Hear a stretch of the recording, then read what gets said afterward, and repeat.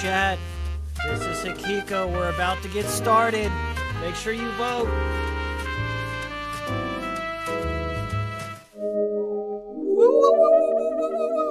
I remember to unmute. Welcome, ladies and gentlemen, and everyone else, to the Hikikomori cool stream. Welcome. I'm just like every other streamer here with my little LED setup. You gotta have the strobing effect, okay? You gotta present yourself as your intergalactic being existing between realms where different radiance of light exists, but you don't even care. You're here to play the game. You're here to play the game and entertain the people. Oh yeah, I live in a cyberpunk future here in my regular life. Vote in that poll. Let's see. Let's get more votes in there. Let's get more okay? File in. All right. You guys want to see my bar? You want to see my PS5? And what games? Show me your icons, Hikiko. Show me your icons, Hikiko. Maybe I will. Okay? This is not mine. There's somebody else who uses this PS5. This is not mine. I would never play such a trash game. Okay, I got Shenmue. Also not mine. I'm just kidding. That is mine. They were on sale for $2. Okay, I had to get them that way. Stray. Been playing a little bit of Stray.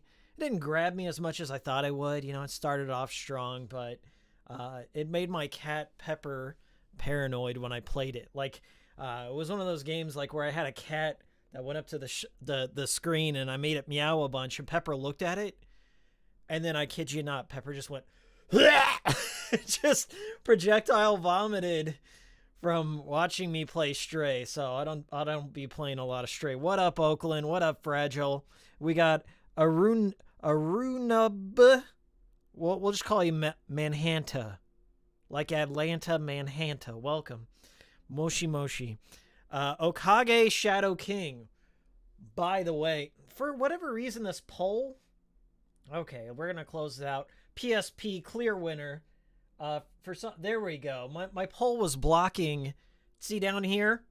I'm in a box. I can't get out. I can't get out of the box. Okay, down below here. This is my portal. Down below my portal, that's where all the chit comes in. Okay, we got all the chit. What up? Gangsta Oki. Hiki streaming, I must be dreaming. That's right. Let me get a little sound for that. Did I come through? Hold on. That didn't come through. Oh shit, I'm sorry. I'm sorry. I haven't been streaming. It's been a little bit. IRL, I'm trying to grind in some money. Okay, so I'm hitting the grind IRL. YouTube doesn't pay jack shit. So, you know, I gotta hold down a jobby job, and then Hikikomori Media is like my side hustle that nobody knows about except you, okay? This is the exclusive club right here. But yeah, YouTube doesn't pay jack shit. So I'm grinding some money trying to get back to Japan. It's expensive. Holy shit. I was tracking the price. So I was thinking I would go to Japan for Christmas. Go visit the Colonel. Get the KFC big bucket, the Christmas bucket, and the cake that you have to pre-order. I kid you not, over in KFC Japan, they have statues of the Colonel outside of KFC, and you can get Christmas cakes. And I had it in my head that I was gonna go during Christmas, but when I first looked at it, and it was back in September, I tracked the flight for like the first 2 weeks of Christmas. And tickets were $2,500. And then I checked them again today. They're now $5,000. So I won't be going for Christmas. So maybe sometime in the spring I'll be going back. I'm planning on checking out Osaka. I'm gonna go stalk Swery. I'm gonna go ask him for a good life refund. Give me back my $200. I won't do that. Who we got in this chat? What kind of degenerates showed up here? We got Gangsta Oki. What up? Near Snape. Oh my god, a stream. T-Crush. Sup, G? Staple Face. Your new face. Welcome, Staple. Randolph. The only job I can picture you having is working at a pottery shop. I've had some crazy jobs. Believe it or not, I've told that I used to be a teacher. Now I just talk about video games on the internet. Nobody gives a shit. People listen to me here. Yeah, oh yeah, I was showing off my icons. So this is the spread I got going right now, okay? I did get Wild Arms. That carried over from my PlayStation 3, believe it or not. I purchased this on the PS3. This carried over, but Resident Evil Director's Cut didn't. Why, Sony? We got Ghost of Tsushima. I've been playing like a shit ton of this. I haven't played through Legends mode yet, but it's just a nice grindy game. Shenmue 3, ha ha ha. This was actually for my friend. I got this from my friend so my friend could play it when he was over, and we laughed a little bit and then just never played it again. Vanquish, of course. Let's just, I guess my whole collection is insane. This is years of PlayStation Plus and just stuff I've installed. I actually did play a lot of Tony Hawk HD 1 and 2 just for old time's sake, but you know, here's all the stuff I got. Okage Shadow King. I meant to tell you guys this, but Okage Shadow King is now the entry point for PlayStation 5 homebrew. Much like I did for my PS2 Classic, PS4 Pro, you can now sideload in PlayStation 2 ISOs into your PS5 through Okage Shadow King in a WebKit exploit. Apparently there's a Blu-ray drive exploit that cannot be patched. It's at the hardware level. I don't know too much about it because I haven't tried it out myself, but eventually every PS5 will be able to, as long as it has like the Blu-ray drive, will be able to load PS2 ISOs that are not for sale on the store. So I'm looking forward to doing that. Arunaba, I'm going to call you Manhanta. Manhanta, my top 10 games of all time, we'd be here all day if I had to go into that. I didn't like this Nickelodeon All-Star Brawl. I just thought it was just too cheap, $2 store. Death Stranding, one of my games of the generation. I stand for it. I'm a Death Stranding simp, no shame.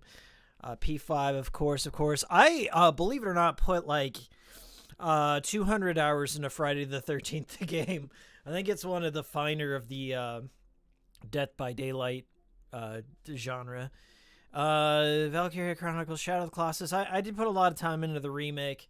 I still prefer the original, but this isn't a bad remake. Ghostwire Tokyo fell apart during, like, it just rushed through. There was next to no story. It was, your sister's kidnapped, here's your ghost buddy, go save your sister, and that's it. There's nothing really going on here. But the atmosphere was pretty cool. Yeah, just going through. What else to point out? Yeah, all my PSVR games. There's a bunch of my PSVR games that you cannot play on PS5. You can only play them on PS4. And now PSVR 2 is not compatible with all this shit, so I still got to keep my old PSVR. I was very disappointed about that. Dreams. Forbidden Siren. I actually went through and beat that last Christmas with my buddy Mark. Let's see here. Astro's Playroom. All the Astro series, highly underrated. Some of the best thing, like if you're looking for the number one tech demo on your PlayStation series, play an Astro game. And they pay a lot of love to the former franchises. A lot of nostalgic callbacks, like Jumping Flash made a cameo. Robbie the Rabbit. What else? I just got a bunch of shit that I get from PlayStation Plus. Last Guardian, GOAT, one of the finest in the what would you call that? The Team Ico series. I think Ico's the best. It's redeemed itself in my eyes over the years. Medieval, I might have to play this on stream. I've sat down and played through like 75% of it and found it to be enjoyable. Underrated as shit, the No Heroes Allowed series. Let's see, 13 Sentinels. I thought it was a little bit too long, but I would go back through it on Switch. Let It Die, of course. I love it. Going through. This Rhombus of Ruin here was one of the shittiest VR experiments I've ever played. There's a lot of things Tim Schafer should apologize for, but this is the top of the stack right here. The sock puppet, the sock puppet thing that he did, oh, fuck gamers, that's right below that, but the Rhombus of Ruin is his original sin. Let's see. Goat Simulator. I actually played that Deer Simulator and found that to be more enjoyable. White Day, everyone's like, hey, can you do a review of White Day? And then I hear people are like, this is the shittiest trash ever. Don't touch it. Order 1886. I would love to stream this for you. I actually have a 60 frames per second mod of this on my hacked PS4. Illusion put out a 60 frames per second mod. This is like one of the perfect fall games / movies. But it's fun. It's a really good fall game if you're looking for something that brings in the season, a bit spooky, steampunky shit. I love it. Let's see. Top 10 Western games. That's an even harder list, Randolph. Stapleface, are you going to pick up the Puppet Combo games? I've played them. I find Puppet Combo and a lot of those, very low budget indie things. I appreciate what they're trying to do, but they're very gimmicky. They're you know exactly what to expect. They're the kind of cheapest form of horror. Just jump scare. Loud sound. But a lot of them do have that good PlayStation 1 like low poly texture warping thing. And I did like that. I think it was Power Drill Massacre or something like that. It really did feel like an old Texas Chainsaw style to it. But then there's the actual Texas Chainsaw Massacre game coming out. And it's like, well, I'd much rather play that. It's made by the people that made Friday the 13th. So I'll be checking that out.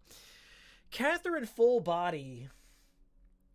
I didn't think it brought enough new to the table to warrant the additional content. What is it? Rin is the third choice, the third romantic interest. And their story was just kind of like, eh.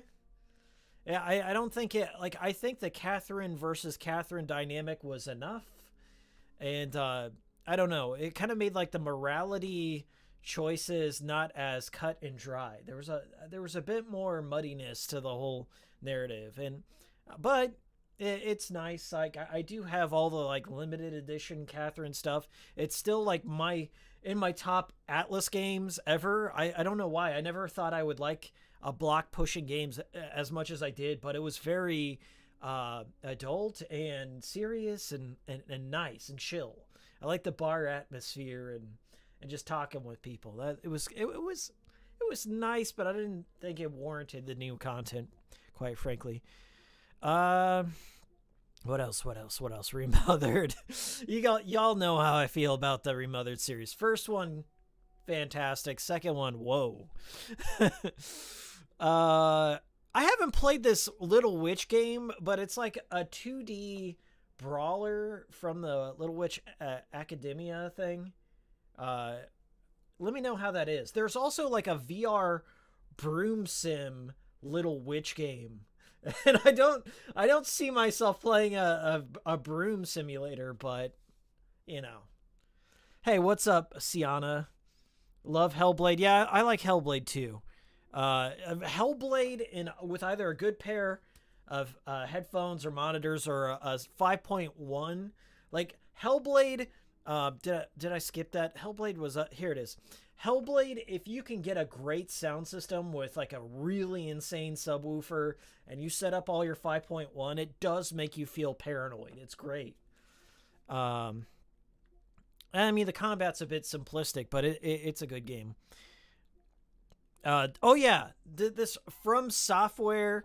They put out this like I don't know how you pronounce it, like Deracine. Is it Deracine?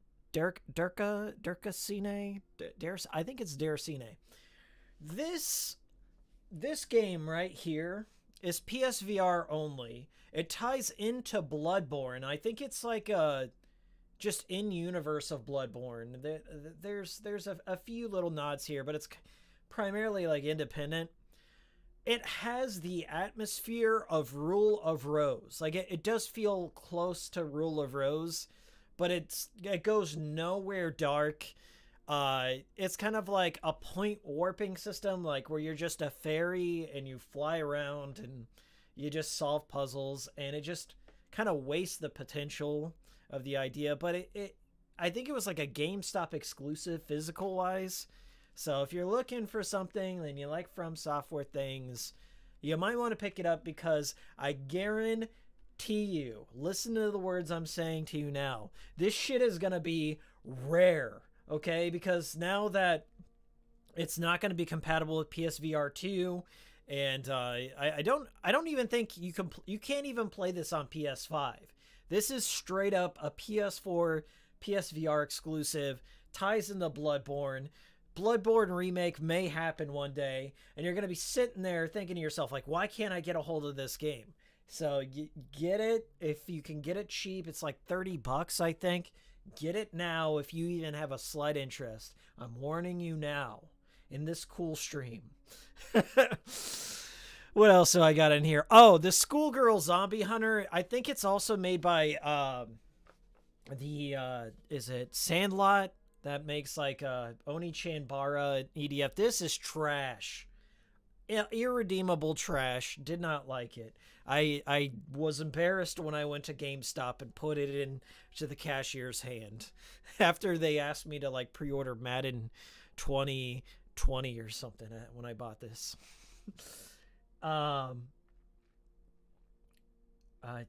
Okay. Are you whoever's spamming the chat? I'm gonna ban you to the Shadow Realm. Goodbye. I'm not gonna ban you. I'm gonna put you in timeout.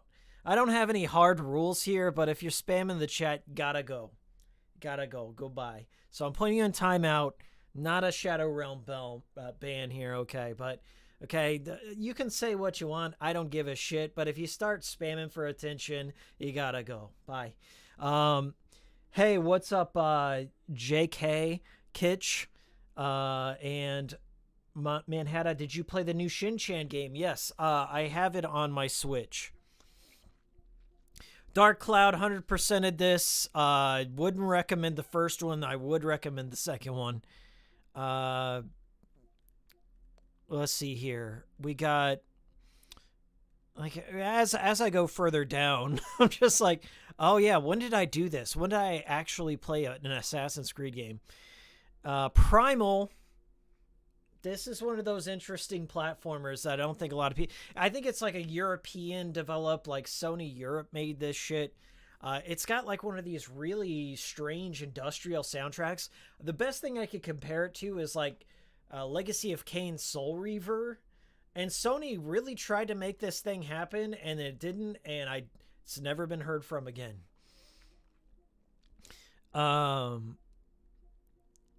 Let's see here. Zombie better on the Wii U.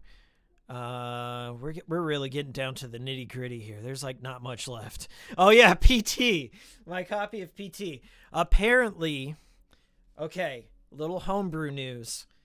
If you have the PS5 and you've got the WebKit, or I think they're now working on that Blu-ray exploit, you have to have a whitelister app, because on the system level, this is a blacklisted game.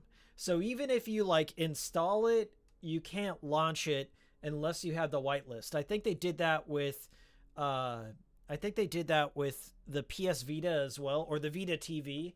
Like, you couldn't even run Gravity Rush on the Vita TV unless you were running some whitelist apps. So if you want to play PT, you'll have to look into that. I might make a video on that. This was my first PS4 game. Stick it to the man. I did like the style of this. It's very like Tim Burton-esque 2D. It reminded me more of like a Tim Schafer kind of game. And then it's also got like a sequel called Flipping Death that I've wanted to check out. And yeah, I did play a little bit of Final Fantasy XIV back in the day. That's my software list of official games. Let's get into some EDF, shall we? Oh shit, I'm sorry. Okay, throw me some numbers. Let's play some EDF. What's up, Arc Timon Silva? Yeah, that's right. I should put that on the screen. Thank you for reminding me. Leave that like. Leave that like. Get out of my face. Welcome to the cool stream. The official show begins now. We're gonna play some EDF. It's been a minute. Maybe I'll have a friend join me or something like that. By the way, it's Japanese controls. This is my imported copy here from PlayAsia. The physical, I don't even know if it got an official Western release yet, but I had to import this game, and it does have, it's Asia English. So this one like does have a reversible English cover on it. So you can actually get like, you know, any version I think has all the languages on it. So let's see what we got here. I always like to play the Ranger. That's the classic class. I don't mess around. Like, you can play as Wing Diver, which you have a jetpack, but it's limited. Air Raider and Fencer, which is more like ground tanky class. But Ranger's best all around. I just enjoy playing as them. So let's see what we got here. I always go with the rocket launcher. I assume this was a good pick. That's to take out all like the higher class stuff, like the drop ships. And then I got Breacher. I got a shotgun. So apparently I was doing some mob stuff. So I think we're good. Let's see what mission I'm on here. So maybe I was doing some grinding.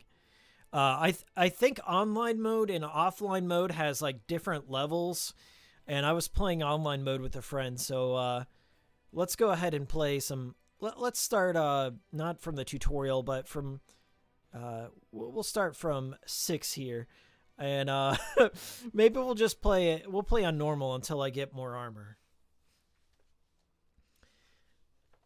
Hold on. Kitsch says, I have not seen anything coming close to the level of Soul Reaver, Legacy of Kain. What's the password? Oh yeah. Okay, he's talking about Steve Rambo. Gotcha. Yo, Miles, have you played the Talos Principle, one of my favorite games ever? No, but I always see it when I'm out at GameStop there, with the cat. There's a cat on the box. Is that made by Bloober Team? Warn me if it is. I probably won't play it then. But if it's good, I'll have to check it out. But if you're unfamiliar, this is EDF. It's one of the better streaming games you can do as a content creator, yada yada. I think the reason why is it doesn't have absurdly large, like, there's like really no major story to it, okay? It is what it is. It's UFOs have descended to Earth. It's like a 1930s sci-fi movie. It's inspired by and what is it called? War of the Worlds kind of thing, and a whole bunch of like schlocky B-movie, low-budget sci-fi. And as you progress, you're not only just fighting UFOs, you're fighting like giant ants, giant spiders. And this one, it has like frog soldiers. I'm gonna go ahead and change up. Hold on. How do I get that fucking tooltip off of there? Get the tooltip off. Okay, there we go. Here we go. I'm actually gonna get something. So this is when you're fighting a lot of enemies, you want to have something that either has lock on or has rapid fire. So you always kind of want to match the scenario. So I'm not going to be. I'll keep the rocket launcher, but I do want it like an assault rifle or something like that. So we're gonna get something with like a high rate of fire and a fast reload time. So 31 capacity. Yeah. We'll go with this Raven here. That seems like a decent weapon. You'll see what I mean. You do want to match the scenario. Otherwise, you're going to be sitting there firing off rockets and reloading for way too long. Hey, what's up, BioPhoenix? Good to see you. You're joining one of my streams for a change. Hey, Captain, what's up? I joined just in time for the numbers. Yes. Look forward to a new collaboration on the Captain Psychopath channel. We did another video. Well, we kind of did the same video, but I won't spoil anything else. But yes, this is EDF. This is EDF 5. I believe there's a 6 coming out really soon. It's been in development for some time. This is whatever. It's kind of like it's one of those series like where they have like a ton of ports and a ton of HD remakes. Like Earth Defense Force 4 was ported a bunch, and it was like 4.1 on the PS4. But they usually change up engines with a new number. So EDF 5 is a completely new like a destruction engine and new weapons, new monsters and everything. But I think a lot of people got started with EDF 3, which was on the 360. It's also known as like 2024 or something like that. That's where I got started with the EDF series. It's a simple series game. It's one of the most, if not the most successful simple series game, besides Oni Chambara. And I absolutely love it. I'd like to do a video on this someday. My channel's kind of pivoted to talking about video game systems and homebrew and shit like that, which I guess is fine. I mean, like, you know, you exist on this platform long enough and you acquire all these different people watching, so you kind of got to branch out a little bit. I've seen that happen with a lot of channels. Like, you just acquire two different kinds of audiences. Like, I have my OG homies that were here for the reviews and the Suda 51 and the sweary shit. And then I got all my new homies that are in here like, oh, I like all your system stuff. And you talk about systems. And then I got all the people that are just completely just mad at Sony and Microsoft for DRM stuff. And then they're like in here and they show up and say, hey, what's up? Thanks for covering this. I was very honored recently to talk to some like big gaming news publications lately. I mean, like, nothing really came of it. Like, I didn't get any money. I didn't get any new subs off of it. It was just kind of like a cool thing that happened, you know? It was I had some fairly big publications talk to me directly, like people that I've been reading for years, okay? Old media, of course, or digital news media kind of thing. I'm not going to say who they were just out of respect, but it was kind of cool to like talk to some people that I'm like, oh, you were on TV. Yeah, you were actually running panels with Jeff Keighley the other day. Like, this is fucking crazy. Why are you talking to me? But it was nice. So yeah, a little Hikiko here got interviewed, and some bigger channels picked up that Xbox story. I mean, it's like the C-bomb all over again. I don't know. It was just like bizarre. I covered it, and then like people just picked it up and ran with it, and then all of a sudden, you know, a few months later, like, oh, Sony's like, okay, we're gonna. I don't know. I'm not gonna take responsibility for that. I don't know what the fuck happened. It was just a story that really caught traction with people out there. But I think as a consequence, my audience on HM is like very splintered, okay? And it's one of those things like, yeah, you get a bunch of subs, but it's not necessarily a good thing as a content creator because you don't really know. Like I don't necessarily always cater my content towards my audience. I try and do things that I want to genuinely talk about. Sometimes I don't want to talk about anything. You know, there's not a story out there that's interesting to me, or there's not something I want to test out, or sometimes there's just big droughts in gaming or whatever, and I just kind of okay, I'll just wait till something comes out, and then I'll come back and say something. You know, that's kind of how it goes sometimes.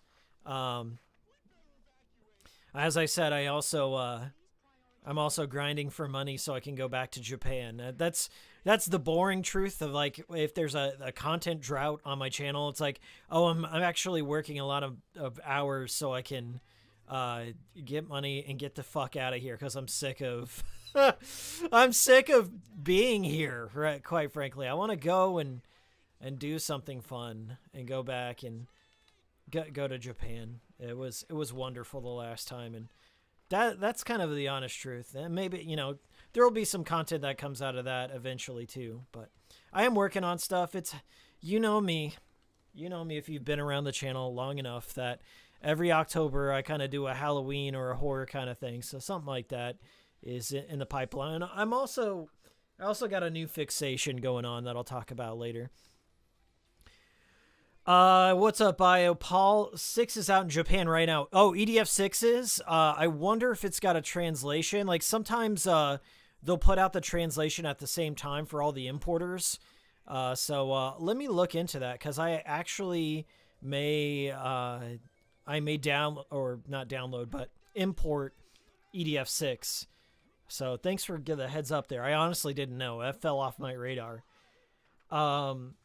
Warehouse Dave says EDF is one of the most fun games I've ever played in my life.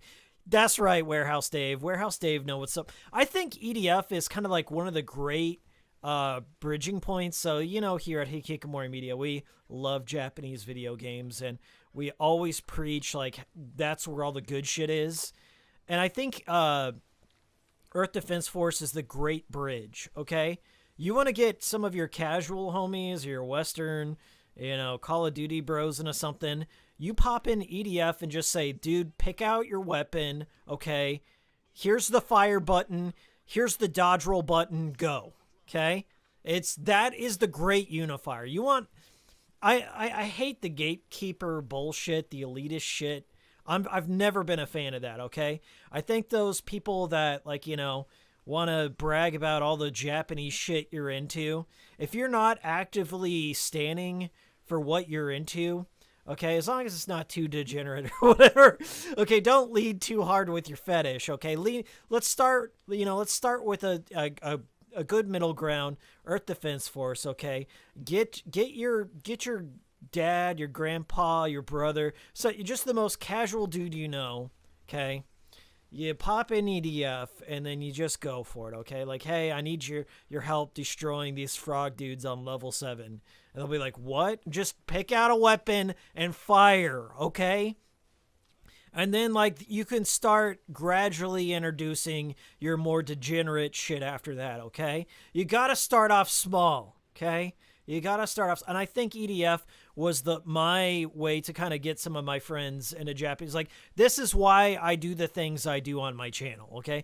This is why I cover this shit, because, like, yeah, it's a gateway drug, if you will. I would say I was like, well, I was in a Japanese game like long before EDF, but I feel like it was a good common ground kind of thing. Like when I was in college, when the 360 first came out, yeah, I know that dates me to some of you, but when the 360 first came out, EDF was that game that I got almost anyone to play with me at any time. They would call it that bug game. You got that bug game? And I'd be like, yeah, I got that fucking bug game. Let's go. And I just loved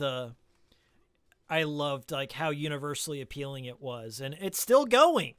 It's one of the longest running Japanese franchises that came, I guess, from the 7th? I mean, it existed on PS2, but it came to prominence during like the 7th generation, I believe, the 360 era.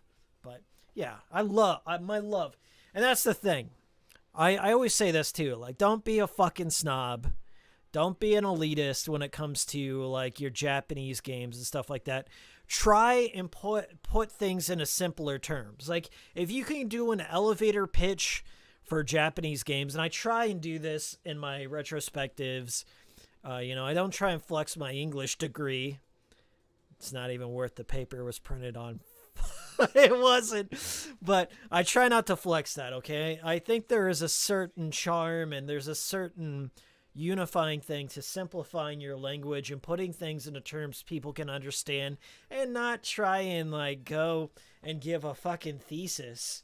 Don't do, when you're writing a video game review, it's not a capstone presentation, okay? Your master's degree does not ride on this shit. You want to speak to people and tell them why and profess your love in terms that they can understand.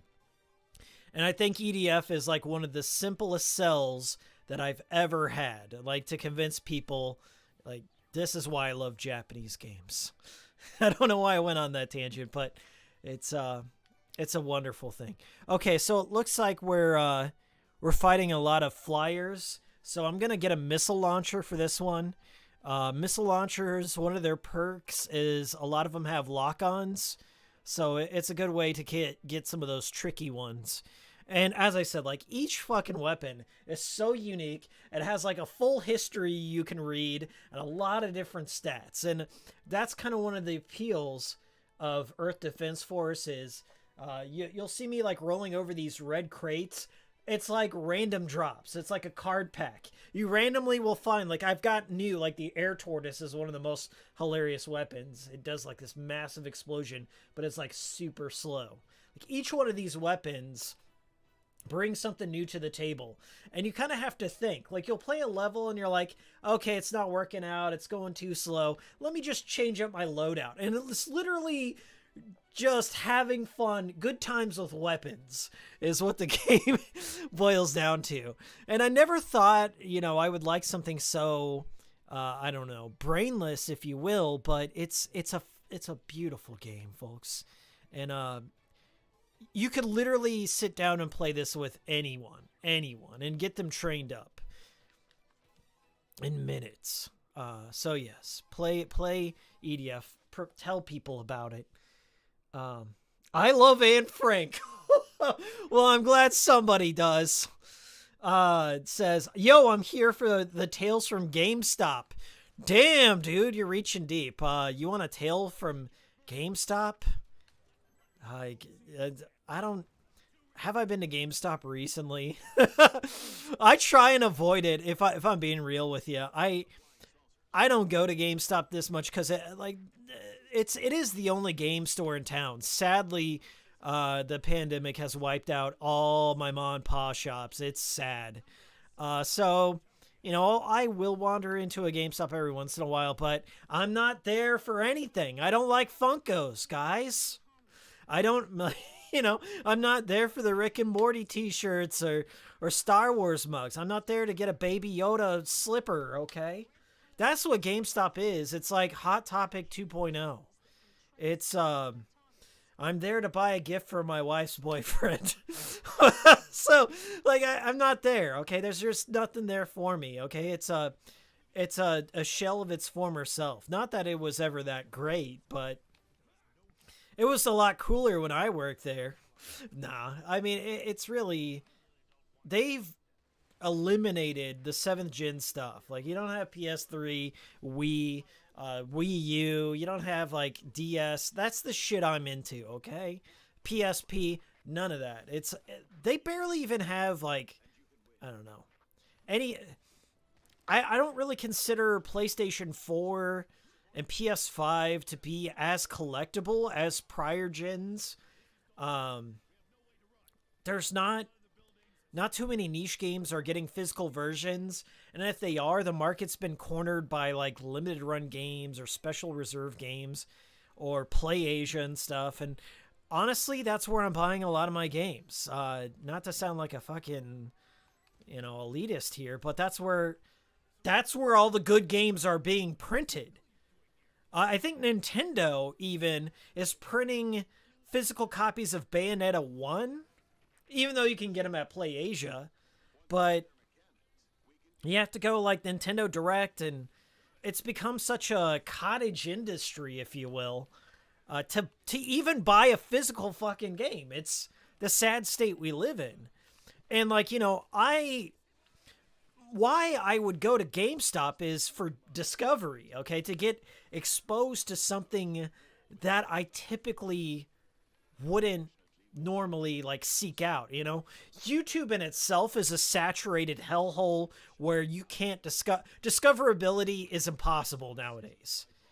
Like for a YouTube boomer like me who started like at the very dawn of YouTube, I'm kind of set in my ways. It's very hard. Like I'm more afraid that I might accidentally get unsubscribed from someone that I've been subscribed to for years, because I may never see them again.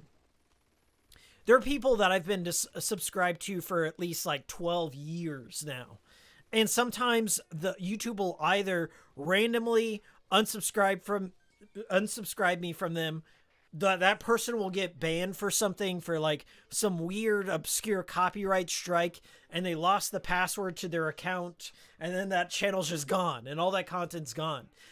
This is going to sound weird, and you can tell me if this is weird in chat. But I've started archiving channels. I'm not kidding here.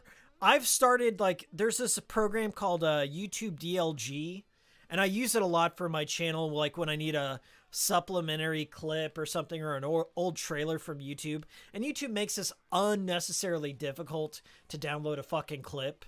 But I use it for everything. Like all those clips you see in my video of me referencing like old interviews or weird trailers and stuff, I archive all that shit because it disappears. It just vanishes. And like SEO and search terms basically on YouTube, like what you type into the bar, to find the specific clip is like impossible. Like the SEO is all fucked. And like to find old channels that I'm into and stuff, like a lot of the channels I'm subscribed to, like they specialize in archiving old interviews and old like making of videos and stuff like that.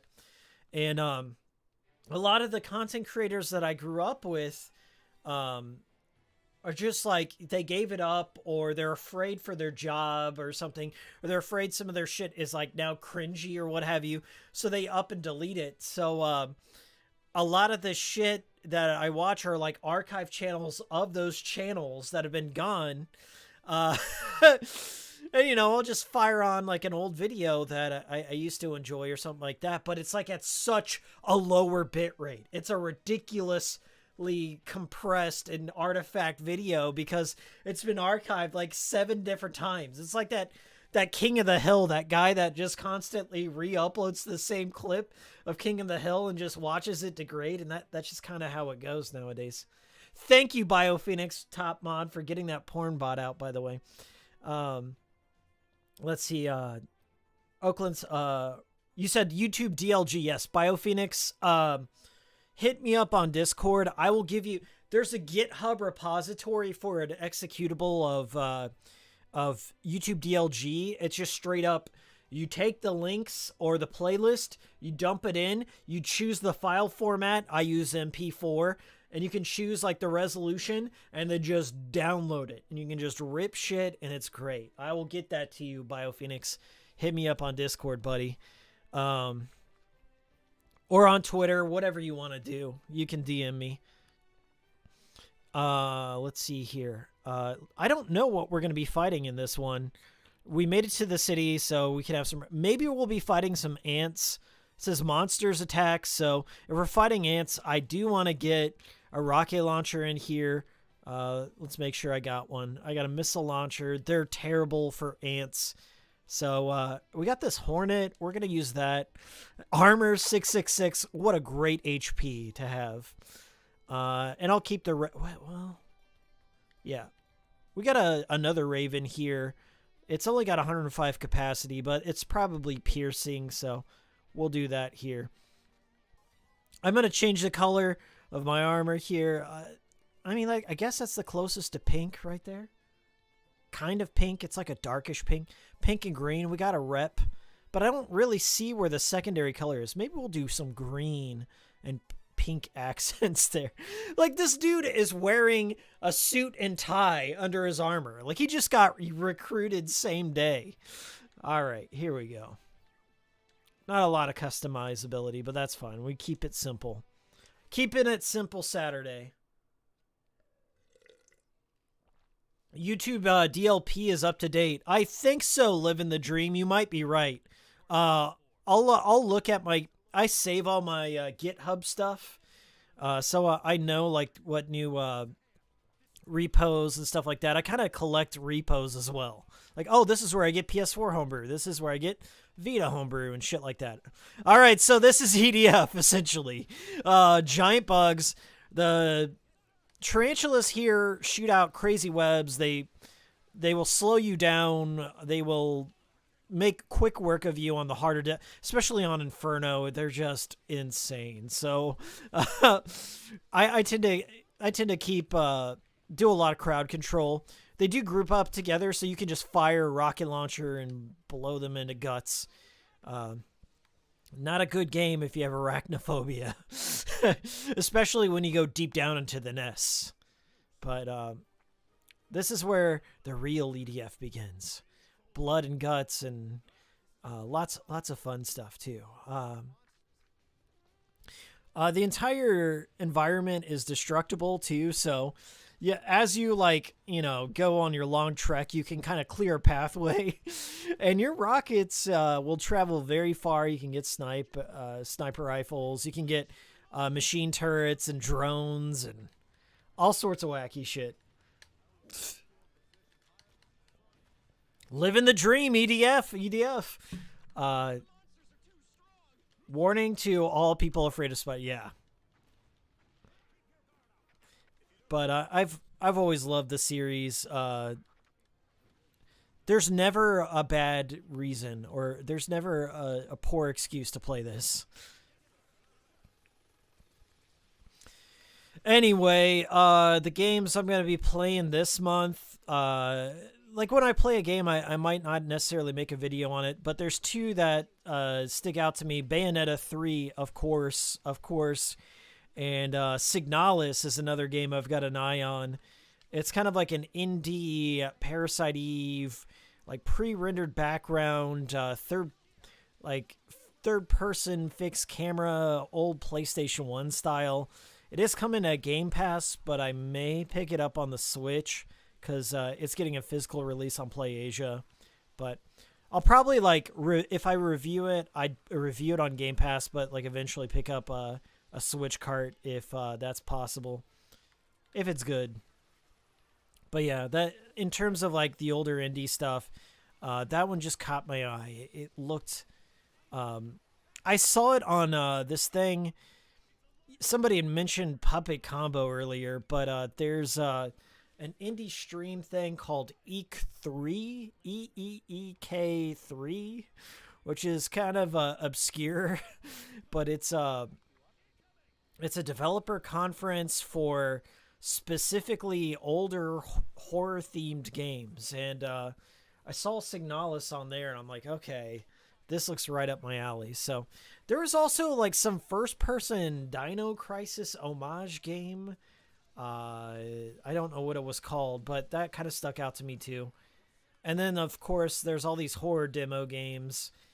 Not necessarily fully fledged things, but just experimental horror things, where it's just a few maps and an end screen. Nothing wrong with that. BioPhoenix says, I might try and beat Folklore on PS3 finally. It has a good fall vibe to it. Good Lord, that is right. I love Folklore. I think it's Keats and Ellen. I've completed Ellen's arc, and then you have to complete Keats's arc to unlock the final chapters. So My recommendation is to play. You have to go back and forth. You have to play like one as Keats, and then switch over to Ellen, and then back and forth. Yeah, that's the canonical way to play Folklore. And I'm gonna warn you right now, BioPhoenix, if you don't have an OEM PS3 controller that works, okay, because a lot of them are going bad, get one up and running, because you need DualShock 3 to play it. There's no other way. I don't know how many people have messaged me like with this pisses me off, okay? You don't need a PS3 controller. Okay, you can just plug in any old USB controller and it's compatible. Like, yes, I'm aware of that. But you need a DS3 and a 6-axis for some games if you want to get all the features. And unfortunately, Folklore is one of those games that never got a patch. You have to have 6-axis to capture the ghosts. So if you get a Cronus Max adapter, like I showed off, you can actually give the DualShock 4 the 6-axis capabilities. So that's what I was getting at in that video. Like, I still get comments to this day like, what the fuck are you talking about? Why would you make people waste money on that? I was like, no. You don't understand. Trying to find official PlayStation 3 controllers is an entirely ridiculous homework project. Like, there are so many aftermarket knockoff PlayStation 3 controllers that don't have 6-axis, that don't have all the features. Like, even like Rumble, they don't have Rumble, and they like have analog drift and all this shit, and they just feel cheap. There are so many of those in the market that, as I said, like, you have to. I don't think Sony Direct sells them anymore, but you have to vet the buyer or the seller. You have to do your homework to find it. Either that, or you have to find something like the Cronus that converts the DualShock 4, or I think there may be a DualShock 5 converter. But yeah, you have to do some homework, because those PS3 controllers are dying. And they start getting like all these phantom button presses, and the home button won't work on it. It's bad. They're just getting old. And we're now entering that window, like where 7th generation is becoming nostalgic, and people are starting to buy, like, the retro bubble's hitting that. Like, the retro window is sliding over that way. Minion Buster Burst? Pulling the trigger, pressing the attack button will consecutively fire 3 armor-piercing, high-explosive shells. We can give it a shot. Slow speed, short range, but devastating damage. Okay, that sounds fun. Let's see what kind of enemies we're going to fight here. Damn, the monster's here too. The citizens are in danger. Exterminate. So it seems like it's a regular thing. So you can just experiment. So this is an experimental level. The Breacher. Let's do that. Well, the Dunkel. Yeah, maybe we'll get a sniper in here. This one does like 140. That's 700, but the reload time on it's 5 seconds, 4 seconds. And you only get one shot, so this is 15. Yeah, let's do a little bit of sniping. See how that goes.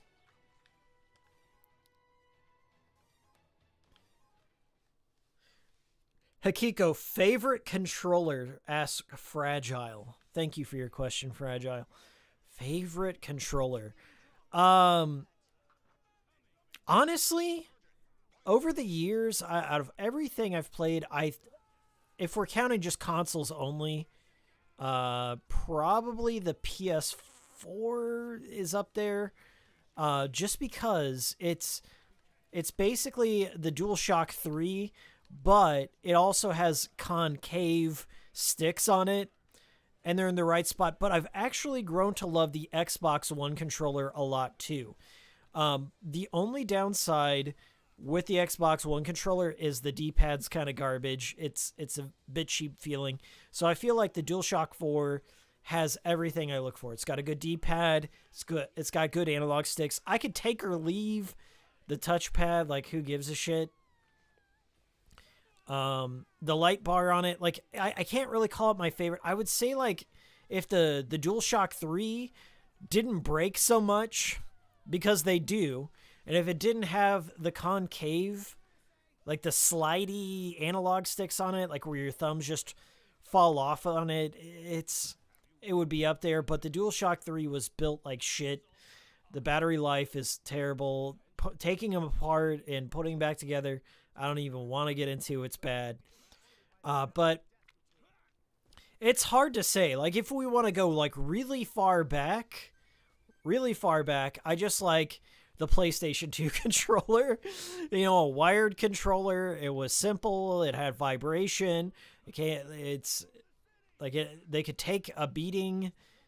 I never had any problem with the OEM PS2 controllers ever. Like, I have some that I bought with the system that still work. They didn't have many problems. But the DualShock 3, just, good lord. Like, you could take the analog sticks and they would just start, like, coming unhinged. And you could twist them. And they, as I said, they were built like trash. DualShock 4, as I said, it comes close. It comes close. Xbox One comes close. But I never got to mess around with, like, the Xbox Elite controllers. David, he has them. You have to pay, you know, out the ass for them, but you can actually customize your sticks. You can customize your sticks. You can customize the D-pad. You can add hotkeys to the back, like back triggers. So, like, maybe if I got to, you know, I had a little bit more money on hand, I'd do that. But in terms of, like, the whole package, the absolute whole package of, like, best controlling system, I gotta give it to the PlayStation Vita. That's it. I think it has everything right about it. I mean, like, the touchpad stuff, I don't really care. It's kind of a bonus. It doesn't get in the way of anything. But I feel that, like, in terms of, like, where my hands rest, in terms of, like, the feel of the buttons and the D-pad and the sticks, everything just comes together and harmonizes. And I think the PlayStation Vita is, like, the overall MVP. It's where I like to play a lot of my retro games.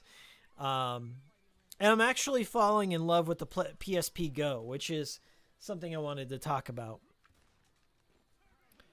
Are you using a DualSense? I'm using, the DualSense 5 for this. I'm not a huge fan of them. The batteries on them are dog shit. I was not impressed by the the DualSense vibration. It does not, just like the Joy-Cons, I don't care at all. It doesn't make me feel more immersed in the game. I think people just use it as like a console wars point. Like, well, look what PS5, it does not matter. It doesn't make the games any better whatsoever. But you can feel the drawstring of the bow and the raindrops and the drawstring of the bow. Like, guys, get over it. It's not that great. It just drains the battery more. What I look for out of a controller is form factor. Can my thumbs travel without accidentally slipping over something or missing something, okay? That's what matters to me. Does the battery life work enough to where I don't get annoyed to have to constantly charge this shit and buy, like, special cables or special docks for it? Like, I hate it, okay? I would much rather have a good wired controller than a wireless controller any day, okay? If I can just pick it up and go, that's what I'm looking to do. I don't want to pair it. I don't want to charge it. I just want to go. And that's kind of something I appreciate about the analog generations, like PS2 and shit. I'm picking up the controller. I'm there to game. There's no input lag. I don't have to worry about any of that shit. Like, all my buttons are 1-to-1. I don't have to do any fucking homework. Like, if I buy this, or if there's, like, any other Bluetooth, devices in there, is it going to cause interference? Can I play rhythm games on it? Can I play fighting games on it? It's fucking homework. To exist as a gamer in this day and age, okay, let me throw you an example. Okay, throw me some numbers. I'm going to throw you some numbers here. Okay.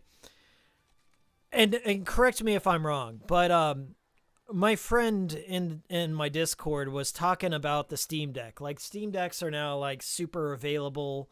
I don't think there's like a pre-order window. You can just straight get them now if you want them. There's 3 different tiers. There's like a $400 tier. There's like a $500 tier, and then there's like some crazy Supreme tier. If I wanted to get a Steam Deck, I want to get it with the dock itself. Okay, I want versatility. I want to be able to do it like a Switch. Take it on the go, put it on a big TV, play it on the go, and all that. Valve is selling a dock, I think, for $60, $70. It's ridiculous. Whatever Valve is selling, it's like way too high, and it adds like way too much because it's not a proprietary hardware. Okay, they didn't do anything proprietary. USB-C docks have existed as long as there's been like cell phones and shit, because cell phone manufacturers actually use it to back up data for broken screens. Like, I've done it. I've had friends that had broken their cell phones and they wanted to back up their data before, replacing it or whatever. So you use a USB-C dock and output it to a TV. Like, Valve is using like the most generic USB-C dock ever, and it's got USB ports, a power supply, and you just plug it in. Like, the Nintendo Switch is kind of the same way. You can get like third-party, like really cheap-ass USB-C docks, and that's where they're making all their fucking money, okay? And I think that's kind of like what a lot of accessories have boiled down to in the modern age. Is like there's very cheap entry points, like basic bitch shit that you can buy on AliExpress, and they'll do just fine.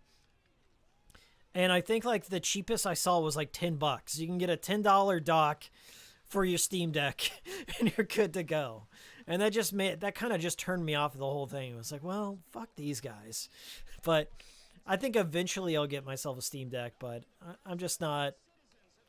I just don't have the money for it. I really am trying to save for Japan, so maybe next year.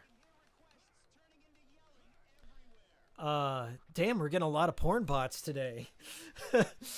Vita D-pad is God tier, says Living the Dream. I agree. I concur. You are a man of culture. A fellow man of culture. I'm right now I'm kind of working on a PSP Go situation. I got a PSP Go for a sick deal. A ridiculously good deal. Like, PSP Go's are now becoming collectible. People want them. They're easy to mod. Mine came pre-mod. I think 100% of secondhand PSP Go's now are pre-modded. They at least have firmware and a few ROMs on it, and you're good to go. But I went up on the Facebook Marketplace and I got one for like $90, which is unheard of because the secondhand market for PSP Go's are like garbage. Like, you'll see like 200 ROMs, fully loaded, PSP Go, sick deal, $350. I'm not even kidding. Like, there's some ridiculous. I mean, the PSP Go, no one wanted it when it came out, okay? Sony fucked up. It was a sign of things to come for the Vita, unfortunately. The PSP Go has proprietary memory cards on it. It's called the M2 memory card. The memory card capacity is like $16, and you pay like $100 for this fucking proprietary memory card or something. Like, it's stupid. The video cables are proprietary. And if you look on my Twitter right now at Hikikomori Media, go follow me on there. Seriously, I gotta shill my social media, but it's at Hikikomori Media on Twitter, and I think it's at Hikikomori Media on Instagram. I post a lot of my collection shit up on there if you want to go see. But I posted this morning, like, I was researching PSP Go docks, because not a lot of people know this, but the PSP Go was the Nintendo Switch before the Nintendo Switch. It's ridiculous. I didn't even know this. But the PSP Go has a charging cradle / dock where you can put your PSP Go on there, it'll output to component video, anything that has component video, CRT or HD TV. As long as it has component video, it'll output to that and power your device. You just pop it in there and boom. But you're like, how do you play it? You compare a DualShock 3 to your PSP Go, and you like have a portable PSP player that you can upscale through your OSSC, and you can play PS1 games and PSP games on it. It's beautiful. But the docks are like $300 fucking dollars. It's insane how low of a print run they got. And there's no third-party alternative. No one came out that, like, it's either one or the other. You can get a USB cable or you can get a video output cable, but you can't do both at the same time. Like, the docks are the only way to do that right now. So if you want a dock, you gotta have to pay like $300.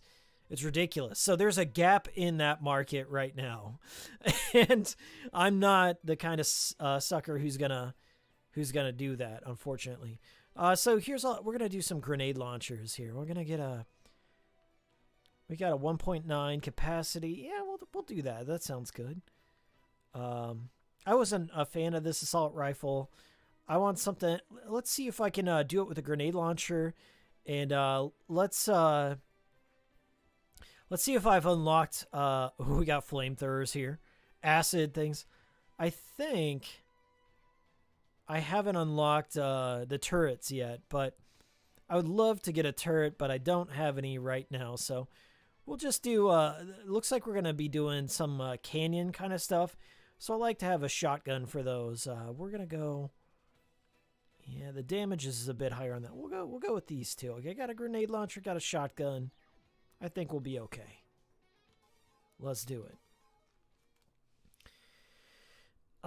Yeah, the PSP 2000 and 3000 can do video out, and I did buy that Living the Dream. Those cables are, it's hard. Like, if you want video out cables, you gotta go OEM, because the third-party shit, like your AliExpress cable, is gonna have this like piss yellow filter, like Chris Chan's webcam filter over your video footage, so it's gonna look bad.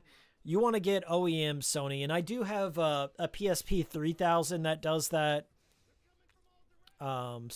This is a flying in. Oh no, it's ants. We got ants. Good. The PSP 3000, in order to use it, like, it doesn't have Bluetooth capabilities, if I remember correctly. It doesn't have Bluetooth capabilities, so you can't really consoleize it. You have to hold the fucking PSP 3000 in your hands with the power cable coming out and the video cable coming out, and it just feels like, I don't know, you're at Best Buy or something and playing it on a kiosk. It doesn't feel natural, and it's gross, and I don't like it. And that's why I got this PSP Go, because I wanted to play it on my TV and review some more PSP games. It's been a while since I reviewed a PSP game on my channel. So I wanted to do something like that, and the PSP Go just made the most sense. I mean, I could do it on the Vita TV, granted. I could do it on my Vita TV, but even that's a bit of a hassle, because the Vita TV has HDCP, high definition copyright protection, and you have to run it through a whole fucking strip. Sony is just dumb. They are the fucking most, like, difficult company. Like, hey, I want to show off footage of your video games. I want to show people the world, the beautiful world of Vita gaming or PS3 gaming, and they just don't want you to. Okay, they don't want you to. Not through the HDMI standard. So the beauty about PSP Go is it doesn't have copyright protection. You can just play it. Okay, so thank God for that. But that's the idea here with my PSP Go project.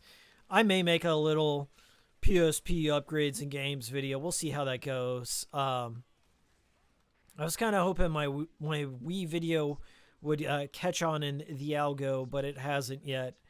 I think the Wii in general just has all this stigma surrounding it. There are people out there that still consider it to be shovelware and not worth their time, and it's really sad because the Wii is a great console.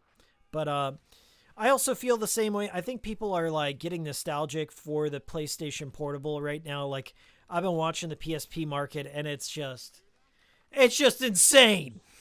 Okay, I'm sitting on a fucking treasure trove of PSP games. It's my retirement package right there.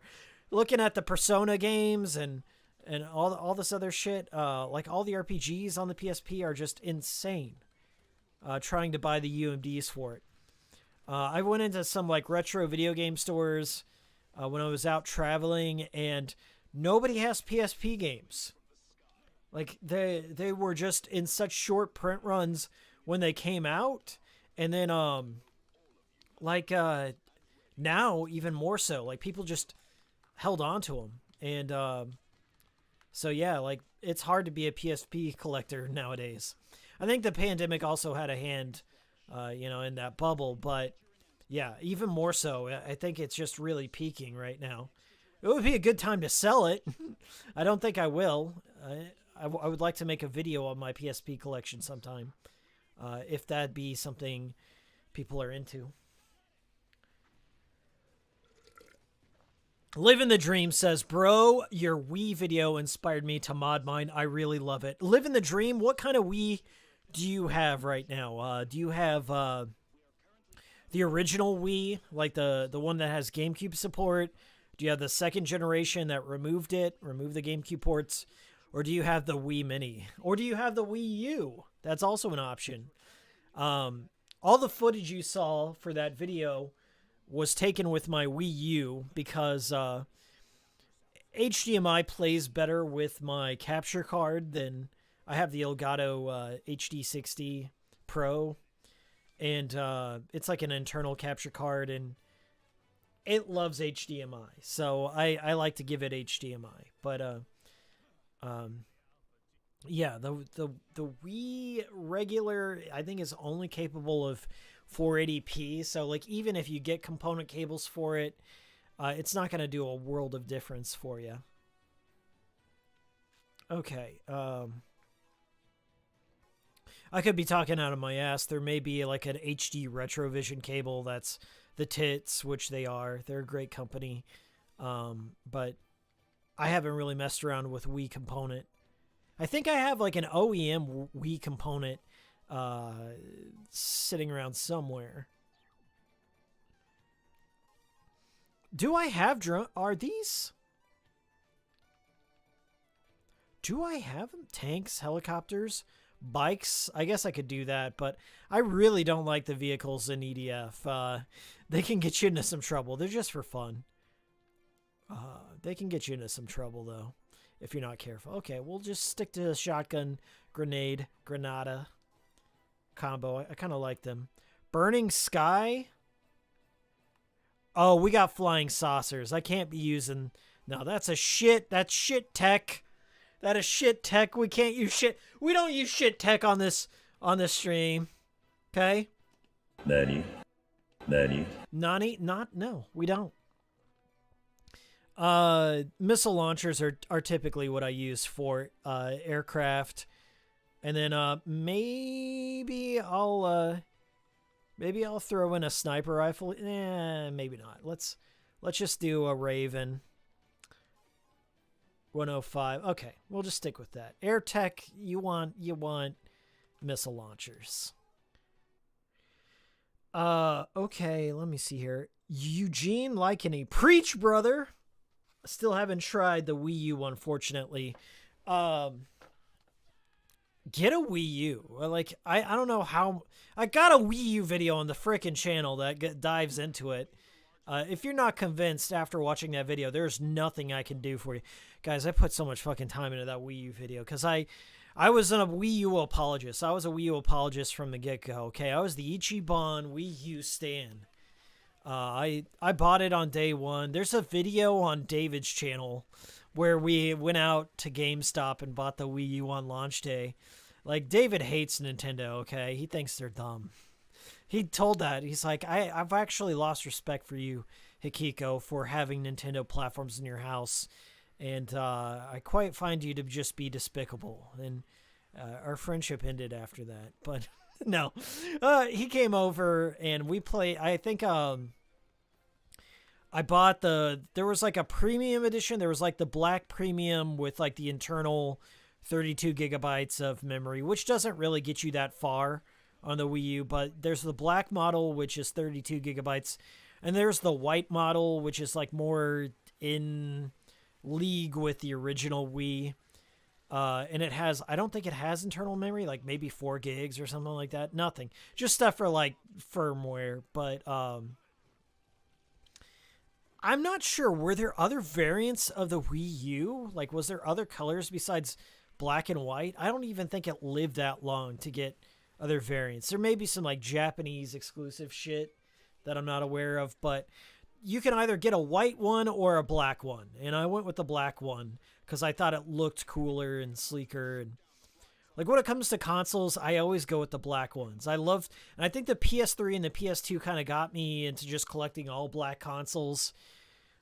Except for that, you can see right here, by the way, this is my fucking PS5. There's no good place for this on my shelf. I just had to put it on my desk. That's one of the fins right there. I'm eventually going to switch it out and mod it after PlayStation 2. Keep it in theme. I like the black and I like the purple-blue gradient, okay? The PS2 will be my ultimate color scheme, okay? I love that palette so much. That I've modeled my PS4 after the PS2, and I'm going to be modeling this PS5 after the PS2. But yeah, you can get a black or you can get a white Wii U, and I think you can get weed wraps, you can get vinyl wraps, you can get all the pot and Grim Reapers and half-naked babes. There are plenty of Wii U half-naked babes smoking weed with the Grim Reaper wraps on consolemods.com. If you want to go down that road, no judgment from me, brother. No judgment, okay? It's your Wii U. Do what you want with it. But I've seen those too. I'm like, what the fuck? Thank you, mods with the quickness, okay? We got like the porn bots are in full effect. Like YouTube still hasn't taken care of that problem. I don't know what to do about that as a content creator here. Like, am I gonna get banned for all these porn links? They're shitting all over my chat. But with the quickness, I appreciate you, mods. Big wrenches. I need to have like a mod contest.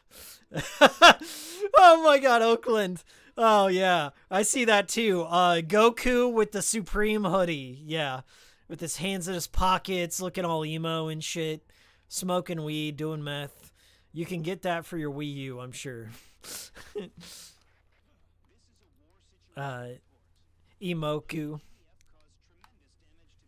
But yeah, if you're gonna get a Wii U, go watch my video. I really do. My aim with those videos is not just for searchability. I mean, like, yes, that's a part of it. Okay, I'm not gonna lie. Those are my best performing videos on the channel. Like my C-bomb shit was like, yeah, okay, it was like flavor of the week, whatever. But my best performing videos are my system focus videos, because I try and make them with some evergreen mindset. Like I approach those videos as, if I'm a gamer in the current year, and I want to, buy this system, how can I make it less annoying? Okay. How can I modernize it? And that's what I want to do with those videos. And I hope they've helped in some way. For the Wii U especially, I think the Wii U is a great fucking system, but it's got its share of problems. The main thing I feel is, like, I got it right here. This thing right here, I love the gamepad, but it has a shit battery life. Like, you sit down and you want to play some Bayonetta 2 on the couch while your wife watches something on Netflix or whatever. You only got 3 hours to do it unless you're like tethered to your power supply. You can buy that battery upgrade. Like you can buy this huge fucking battery that'll give you like 8 hours of playtime, okay? That's a whole gaming session right there. And modding, of course. I try and include all the links, and I try and pick out the best like reference videos that will short amount of time, simplest amount of language to get your Wii U modded. Like you can mod that Wii U in like 20 minutes. Just buy yourself an SD card, download all the like they literally build you zip files that have all the shit you need. And then the funny thing about the Wii U is the piracy scene is more convenient than the actual Nintendo Switch shop. It's ridiculous. And it was that way for the Switch scene as well. But you can literally, there's big ass icons and you just double click what you want. I want this game. I want this game. They have descriptions. They have videos to good reviews. Like, hey, you want to know more about this game? Here's a game review. They do so much more, and it loads on your PC. So you're just like, oh, okay, I'll take that. That sounds good. That sounds good. Here you go. And then it builds like a whole homebrew package for you. It's ridiculous how good the Wii U scene is right now. Get on that shit. Get on it now. Get in early, because I guarantee, like the PSP Go and like the Vita, you know, people are going to be like, modern consoles suck. And they're so, I don't know. They don't provide enough retro shit or simple games. So like more people are going to like, you know, I think the Zoomer generation is going to really adopt homebrew and shit like that. Like they're gonna understand how to mod shit a lot better, and I mean those systems are gonna be in short supply, especially I think the Vitas, man. Once people are like, oh, I want something that's small and convenient, like I like the Switch, but it's really too wide. I can't put a Switch in my pocket. They haven't made the Switch Pocket yet. Put that fucking PSP. I swear to you guys. All you gotta do, take that PSP Go and fold it. Do the little thing one time, and then slide it in your pocket. It'll fit into any fucking pocket. Your girlfriend, you got girl pants. You're wearing girl pants. Okay, you're listening to Hawthorne Heights. You can put that PSP Go. It will fit into girl pants. Take it from me. Because I've done it. I wear some tight-ass pants sometimes, and it'll slide into any pants. And it's like it's not even there. Feels like I'm wearing nothing at all. Feels like there's no PSP Go at all. Okay, it is great. They don't make small systems like that, small portables, unless you like go into like the Chinese scene, okay? The Chinese scene... Good Lord, the Chinese scene is booming right now for like portable handhelds. Okay, I don't even know where to begin. Getting a Dingu, getting a, what is it, like a Super Friend 8, getting a Mr. PlayStation 7 nowadays. Like they're booming over there. Their portable scene is nuts. What's up, Ray? Good to see you, buddy. What's up, Master Chief Snake? Good to see you. I do have this game. Well, you are a man of culture. Boner Man. Welcome to the stream, Boner Man. Better late than never. I'm surprised that Nintendo hasn't made a Nintendo 64 controller colors for the Joy-Cons like atomic purple. Hell yeah. Well, you can't, like, there is a Splatoon. There is a couple of purple. There's a purple gradient one for the Splatoon one. And then there's like the fall, like purple yellow Waluigi one that you can get, but they're really hard to find. EDF 5's too expensive, so I'm waiting for a discount. PlayAsia.com. Okay, PlayAsia. I imported this for like $40 3 years ago. I'm not even kidding. It has the English language option on there. It may be still super cheap, but look into it.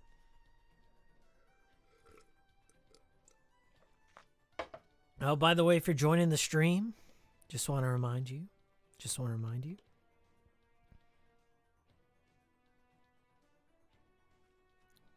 Did it go? We'll do it again.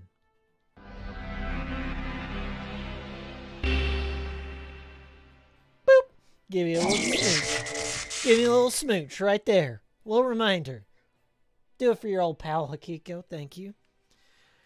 I think more than anything, like, it doesn't make me any more money if you leave that like. I think it just lets more people knowing that I'm actually streaming. Okay, I gotta rebuild the cool stream. I think YouTube kind of like de-ranks it or doesn't like put it in everyone's inboxes until you start throwing that like out to me. So it does get the word out. Okay, what are we doing here? Large flying saucers, so I'm going to have to get... This looks like I'm going to have to take out some drop ships, so we're going to get a rocket launcher in the mix. And what do we got here that... We'll get rid of the... No, we'll keep the... Well, maybe. I think we'll go with the Hornet here. Well... anything that has a 2 capacity is generally... the perfect rocket launcher, I've come to find throughout the years. My years of playing EDF, anything that has 2 capacity is a good all-around rocket launcher. So we're going to go with that. Start mission. Drop ship time. Let's see. Sorry if I missed you guys. It's really hard. Like, I'm at the point like where the chat's filling up, and that's a great thing. But it's really hard for me to follow sometimes. So if I miss you... throw a little super chat, buy some chicken sandwiches for Hikiko there if you love your boy. Let's see. Bonerman says, all I want is a Sega Saturn for Christmas. Well, Bonerman, the Sega Saturn emulation scene is great now. Like, it is seriously one of the most buttoning scenes right now in terms of emulation. I think it's like 95% compatible, and they've done some. There's been some great strides. But if you are going to get a Sega Saturn, might I recommend to you, because I did this with my Dreamcast, look into ODEs, Optical Drive Emulators, I believe is the acronym there. Hikiko here got himself an ODE for the Sega Dreamcast. Essentially what it does is it allows you to run ROMs off of an SD card reader, and you can get rid of the CD drive, the CD-ROM drive. And you can protect your games and stuff like that and just have your entire library on a SD card. But when you're researching them, make sure you have the right model of Sega Saturn. Okay, because I think there's 3 different models of the Sega Saturn. There's like different compliances in the motherboard. So you're not always... the ODEs aren't compatible with all models. So, okay. But yes, that's something... And you can also change out the power supply to use less draw. I had to do that with my Dreamcast because the original Sega Dreamcast has a larger power supply because it had to run... GD-ROMs. That's what the compliance or the standard for Dreamcast. They used like dual layer CD-ROMs. They were called GD-ROMs. I don't know what they stand for, but you had to, like, essentially the Dreamcast, if you put in an SD card reader, it was drawing like way too much power. So you kind of have to like downscale your power supply in your Dreamcast. So I got this thing called the Pico PSU, which is the Pico power supply. And so my Dreamcast is whisper quiet. You cannot even hear it when you turn it on, except for the beep that it does. But yeah, my Dreamcast has all the fucking games on it on an SD card. I did an HDMI mod on my Dreamcast. I was just so in love with modding this fucking Dreamcast because I was so proud of myself that I changed out the fucking... I put it in an SD reader. It's the easiest mod ever. It requires no soldering for the Dreamcast. You straight up take out the CD-ROM, the GD-ROM drive, you unclip it, and then you just put in the SD card reader and clip it into place, and it's good to go. You may have to 3D print some housing for it. I did that. I have access to a 3D printer. But it's beautiful, guys. Like, literally, I love emulating things. Okay, don't get me wrong. Old Hikiko emulates things, but if it comes down to it, my preference is to play on the original hardware, but also try and modernize that original hardware, okay?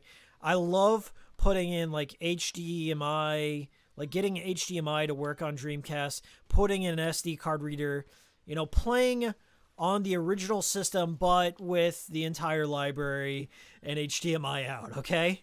It's kind of the best of both worlds. I don't have to worry about like the emulator fucking up or not loading textures or what have you. Just play it the way it was meant to be intended, but in a more convenient fashion. Does that make me a snob? I'll let you decide. Hey, what's up, Bradley? Good to see you in chat. Welcome to the cool stream. Bradley says, I love EDF thanks to Mark from Classic Game Room. Rest in peace, Classic Game Room. I think Mark is still alive. Oh my god.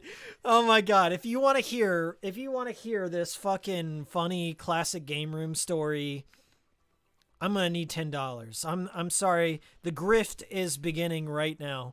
If you want to hear a Classic Game Room banger story, I will tell you one, but I'm going to need $10 to go buy myself a fucking chicken sandwich after this stream. Not even kidding. That's the plan for this stream, and all the donos I get will go to my Wendy's budget post-cool stream to make up for all this fucking entertainment I've provided you. So if you guys want to hear a Classic Game Room banger story, I'm going to need some chicken sandwich dollars. Grease these palms. Otherwise, it's going to leave. It's leaving right now. It's leaving my memory, okay? The short-term memory loss is kicking in, and I'm losing the story. So I'll leave it up to you. No, there's more, BioPhoenix. It's a different story. There's been updates in the world of Classic Game Room, and it's funny. It is funny. So I will tell you. It's sad too, but it's funny. Boner Man says, also the guy from Undertone explains what happens behind the scenes. Oh, Derek? Yeah.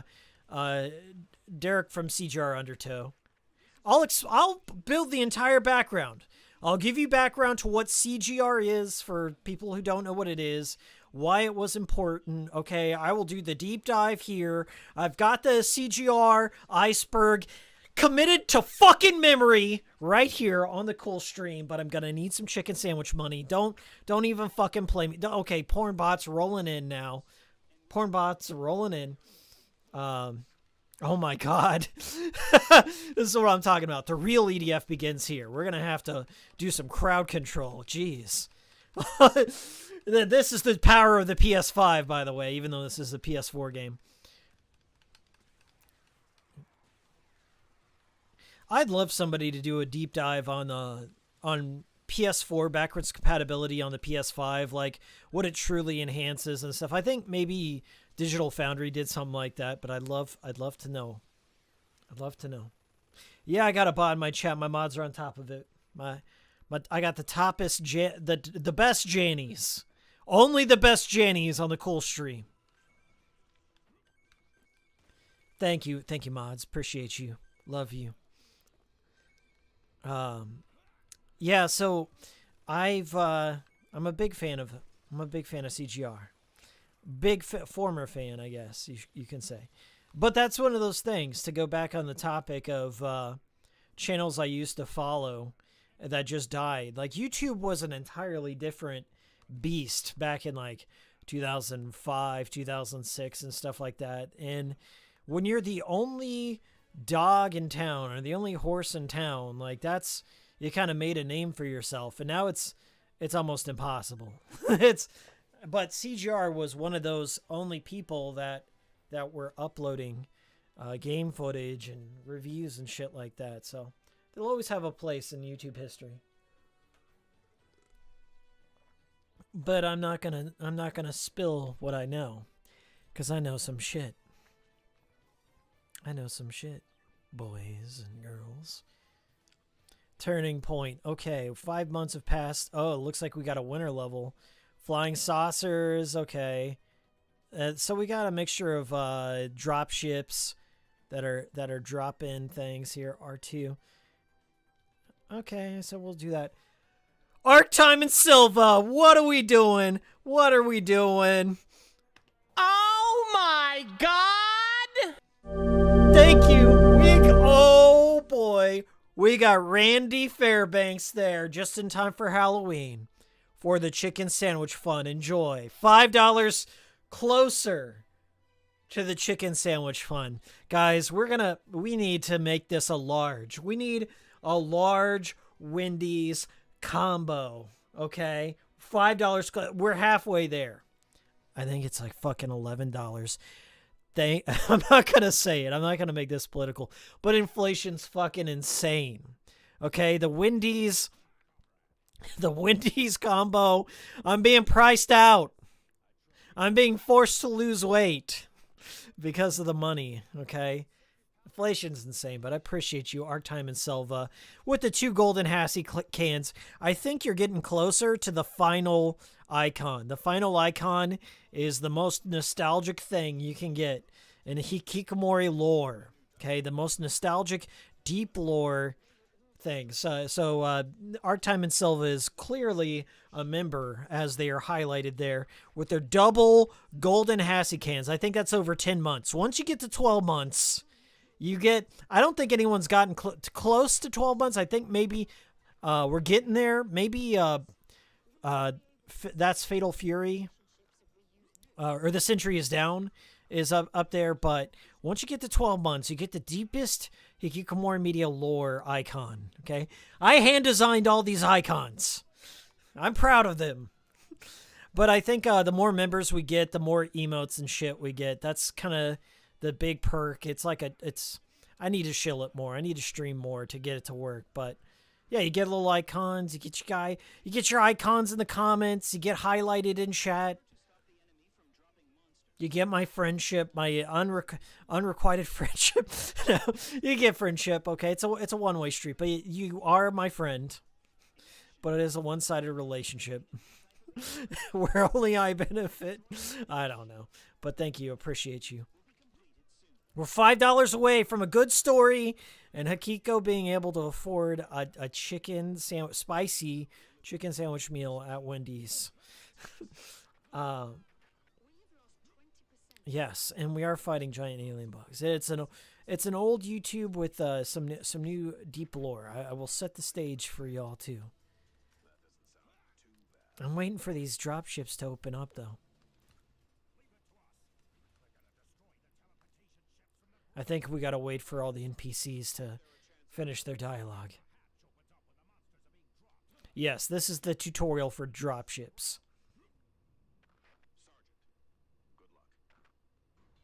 Here we go. Open up, boys. This always reminds me of Independence Day, where they're like firing into the dropships. So the dropships will continually spawn enemies, and these levels are honestly great for grinding. So if you're trying to get your armor up, if you're trying to get the rare weapon drops on the each EDF guys, each difficulty has its own set of weapons. So a good way to get your way through the levels is to find a map like this on Inferno and get a good buddy. And then just constantly grind until weapons pop out. Get all the high-ranking weapons and then crank it down to the easier difficulties. And then just tank all the way through. Steamroll all the enemies. That's how you do it. That's the secret to winning every EDF game and upgrading. The trophies for the EDF games, you have to not only play each class. There's I think 4 or 5 different classes in EDF, but you have to play through the game 7 times on each difficulty essentially, and then get 100% of all the weapons and all. It is insane. Okay, you really have to commit to it. You gotta love EDF to 100% it. And I think Mark, my friend Mark, has 100%ed the 361. And that's it. I helped him with that. He did an Inferno run and everything. And the game does get brutal. It's hard. And a lot of it's due to the jankiness of the presentation. We'll say that. But We'll take it. Oh, shit. Too close. Too close. Yeah, I'm getting some blowback here. Some collateral damage. Inferno is tough. Yeah, Inferno essentially, all the ants and everything just storm you, and it's one-hit kills. It's not necessarily, unless you grind for a long time. But yeah, your armor is like your HP. So every armor that you see drop on the field, it will increase your HP by 1 after the battle's over. So it's just a fucking mess, okay? Body parts and everything flying around.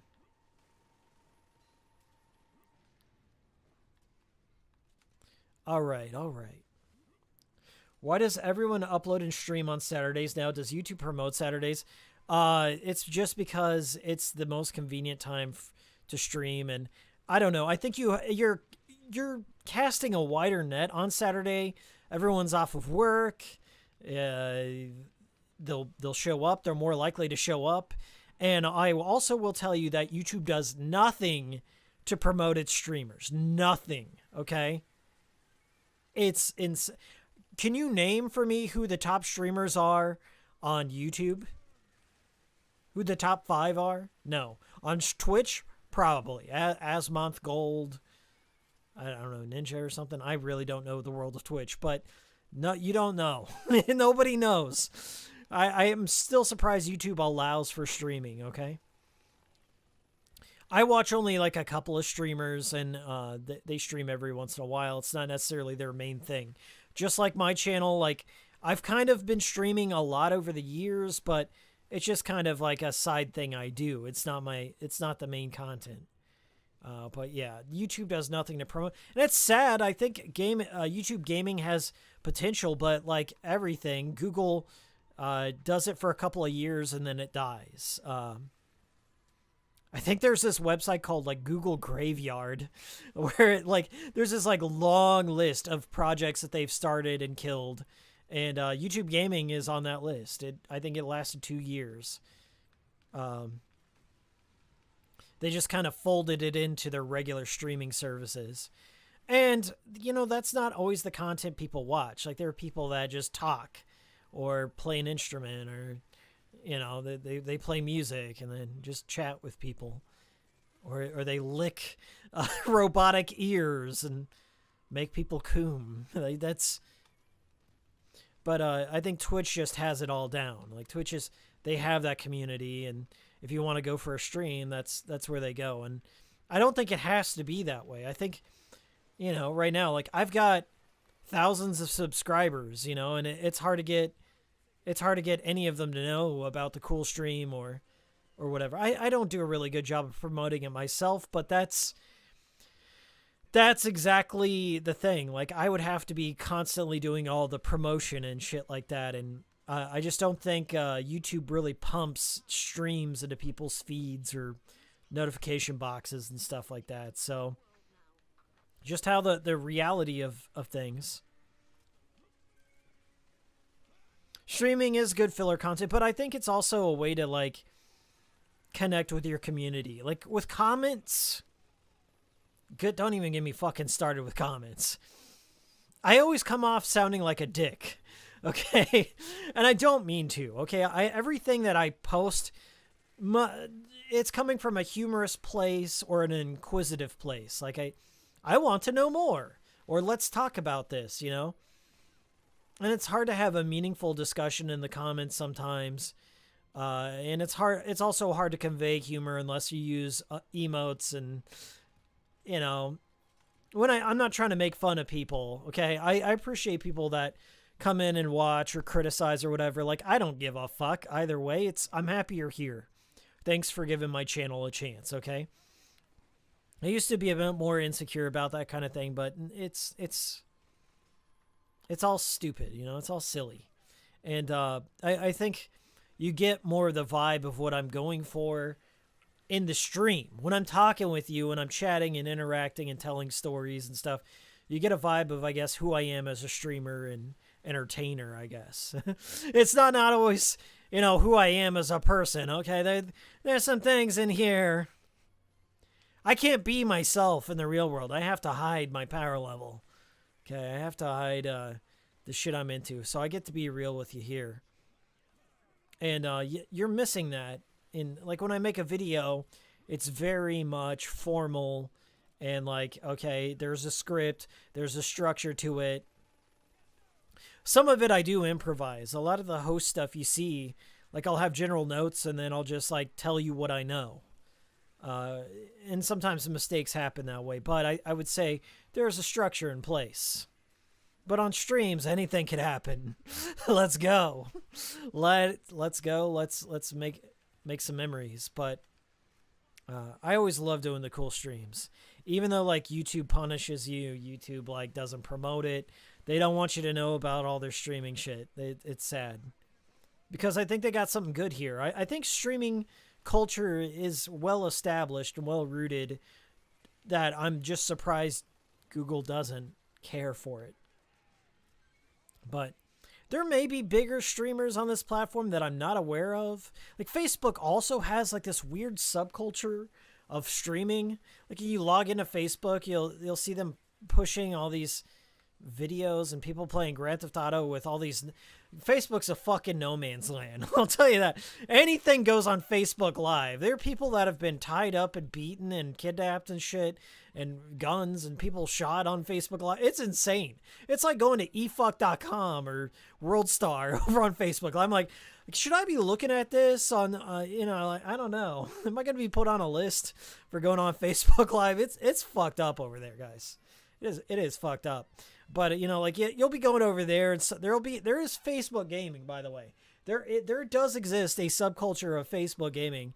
And then like you go in there and you'll go on Resident Evil 3 and it's Jill with D-cup titties hanging out, running around from Nemesis that has, I don't know, porn tentacle. It's bad. Like they have anything goes on. There's no mods. There's zero mods going on Facebook gaming. Facebook Live. That's where you want to go. That's where, like, if you want to know where the most fucked up Grand Theft Auto 5 or Resident Evil mods, it's all up on Facebook gaming. The shit they can't show you on YouTube. It's the beaded curtain section of live streaming. Okay, it's I don't even know. Zuckerberg, y'all know how Zuckerberg doesn't moderate. There's no mods on Facebook. You can get away with anything over there. You can upend democracies. You can overthrow governments with memes over there. Okay, that's what Facebook's up to nowadays. But it's hilarious. But I will tell you, Facebook does have its purposes. Facebook, if you want good gaming deals, or tech deals or furniture and shit, like I get a lot of stuff from Facebook Marketplace. It's really tight-knit and local, and it's just regular people, not scalpers. It's just regular people looking to offload some shit, and I get a lot of deals over there. So that's the only reason I would ever keep a Facebook nowadays, is just for the marketplace and nothing else. The Oculus Quest 2 is one of my actual biggest regrets in terms of purchasing something.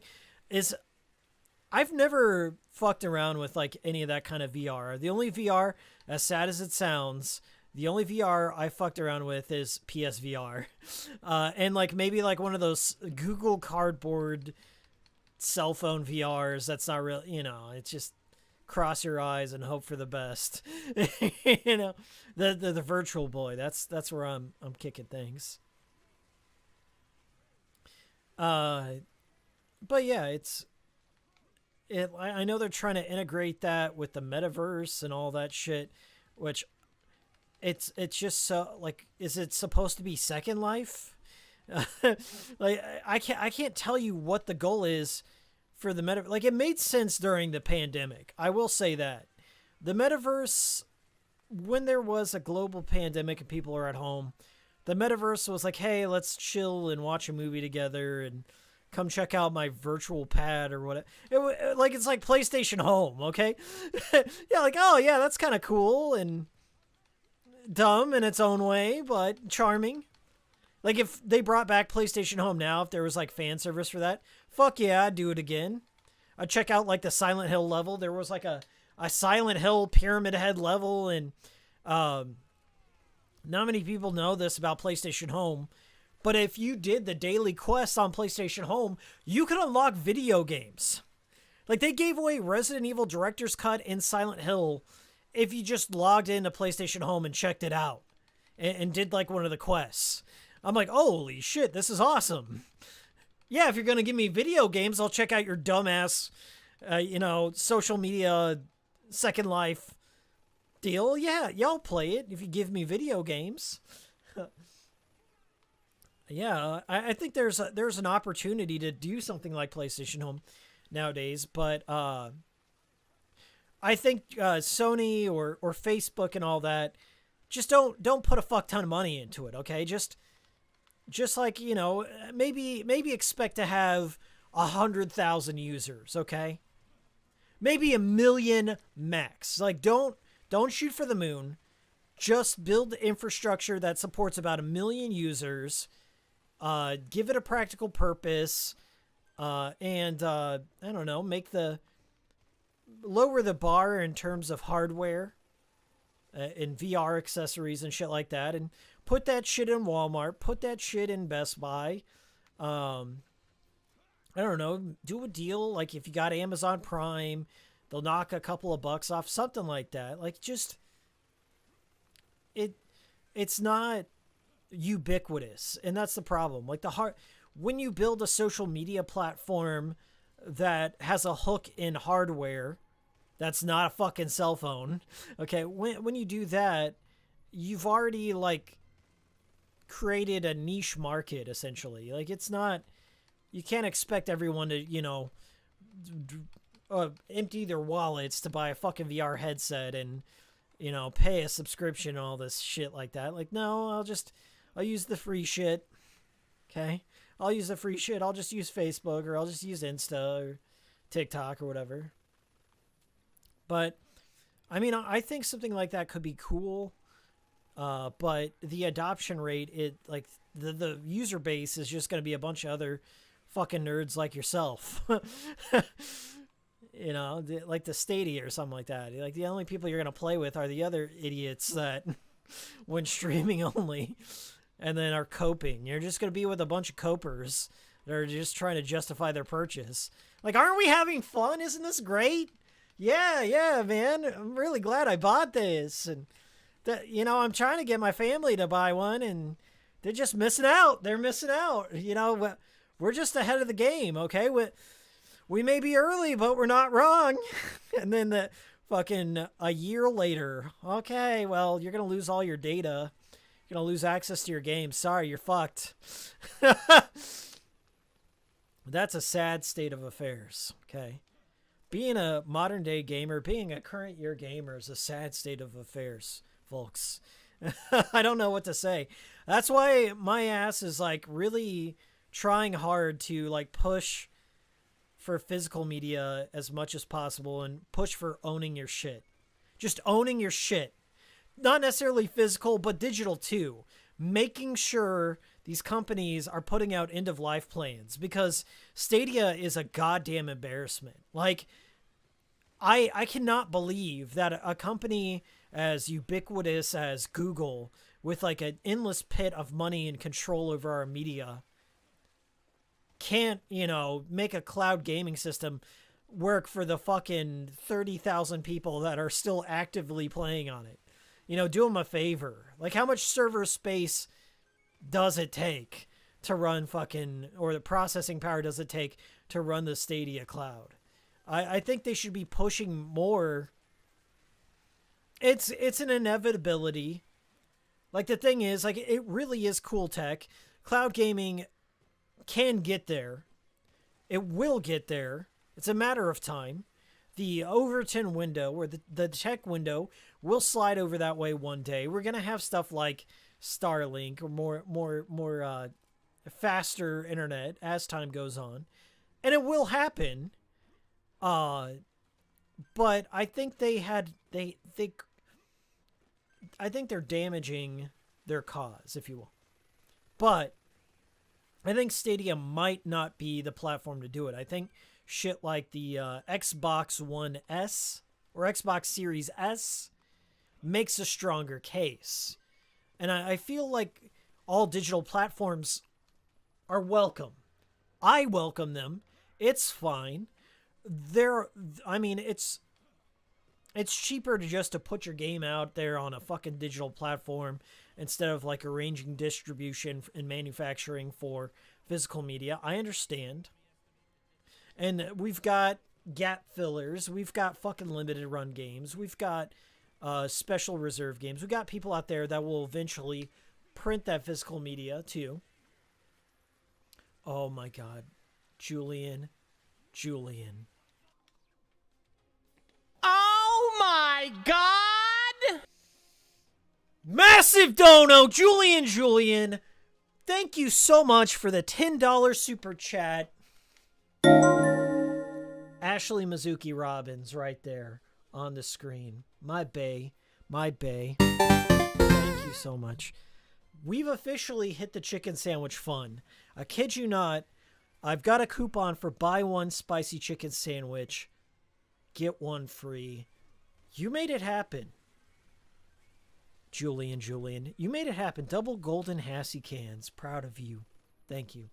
Have so many notes about Stadia. Well, if you have any notes that you would like for me to discuss about Stadia, please post them in chat. I would love to read them. And I can probably bounce off of some of them too. I will say, if somebody were to give me a Stadia, I would take one. I would want to fuck around with it. But Stadia has been tried before. There were two other... the funniest thing was, I live in Kansas City. No secret! Lived in Kansas City my whole life. And one of the cool things was Google had picked our city as being a fiber space. Like one of the first places that they were laying down fiber optic lines and doing Google Fiber and shit like that. And I remember that there have been like many ISPs that have come into town. And I remember when I visited the fiber space, because I thought this was wonderful. Fiber optic internet coming to my town, to my city? Fuck yes. That's what, by the way, Hikikomori Media does stream on Google Fiber. I'm not even fucking kidding. That's why you're getting the good frames. But when they were first starting out, like well beyond when they laid the lines, okay, they had a fucking demonstration of fiber optic internet. Okay, they had fiber optic internet and they wanted to test out everything. They wanted to test out HD video, downloading games, downloading files. They had VoIP, as in like voice over IP, where you could have teleconferencing calls and stuff like way before Zoom and all that shit. They were trying to make a case for laying these lines and tapping into existing fiber optic lines in our city. And like that was their big thing. When they built this fiber space, they wanted to make the case like, hey, we're going to fuck up your infrastructure for a little bit to lay these fiber optic lines.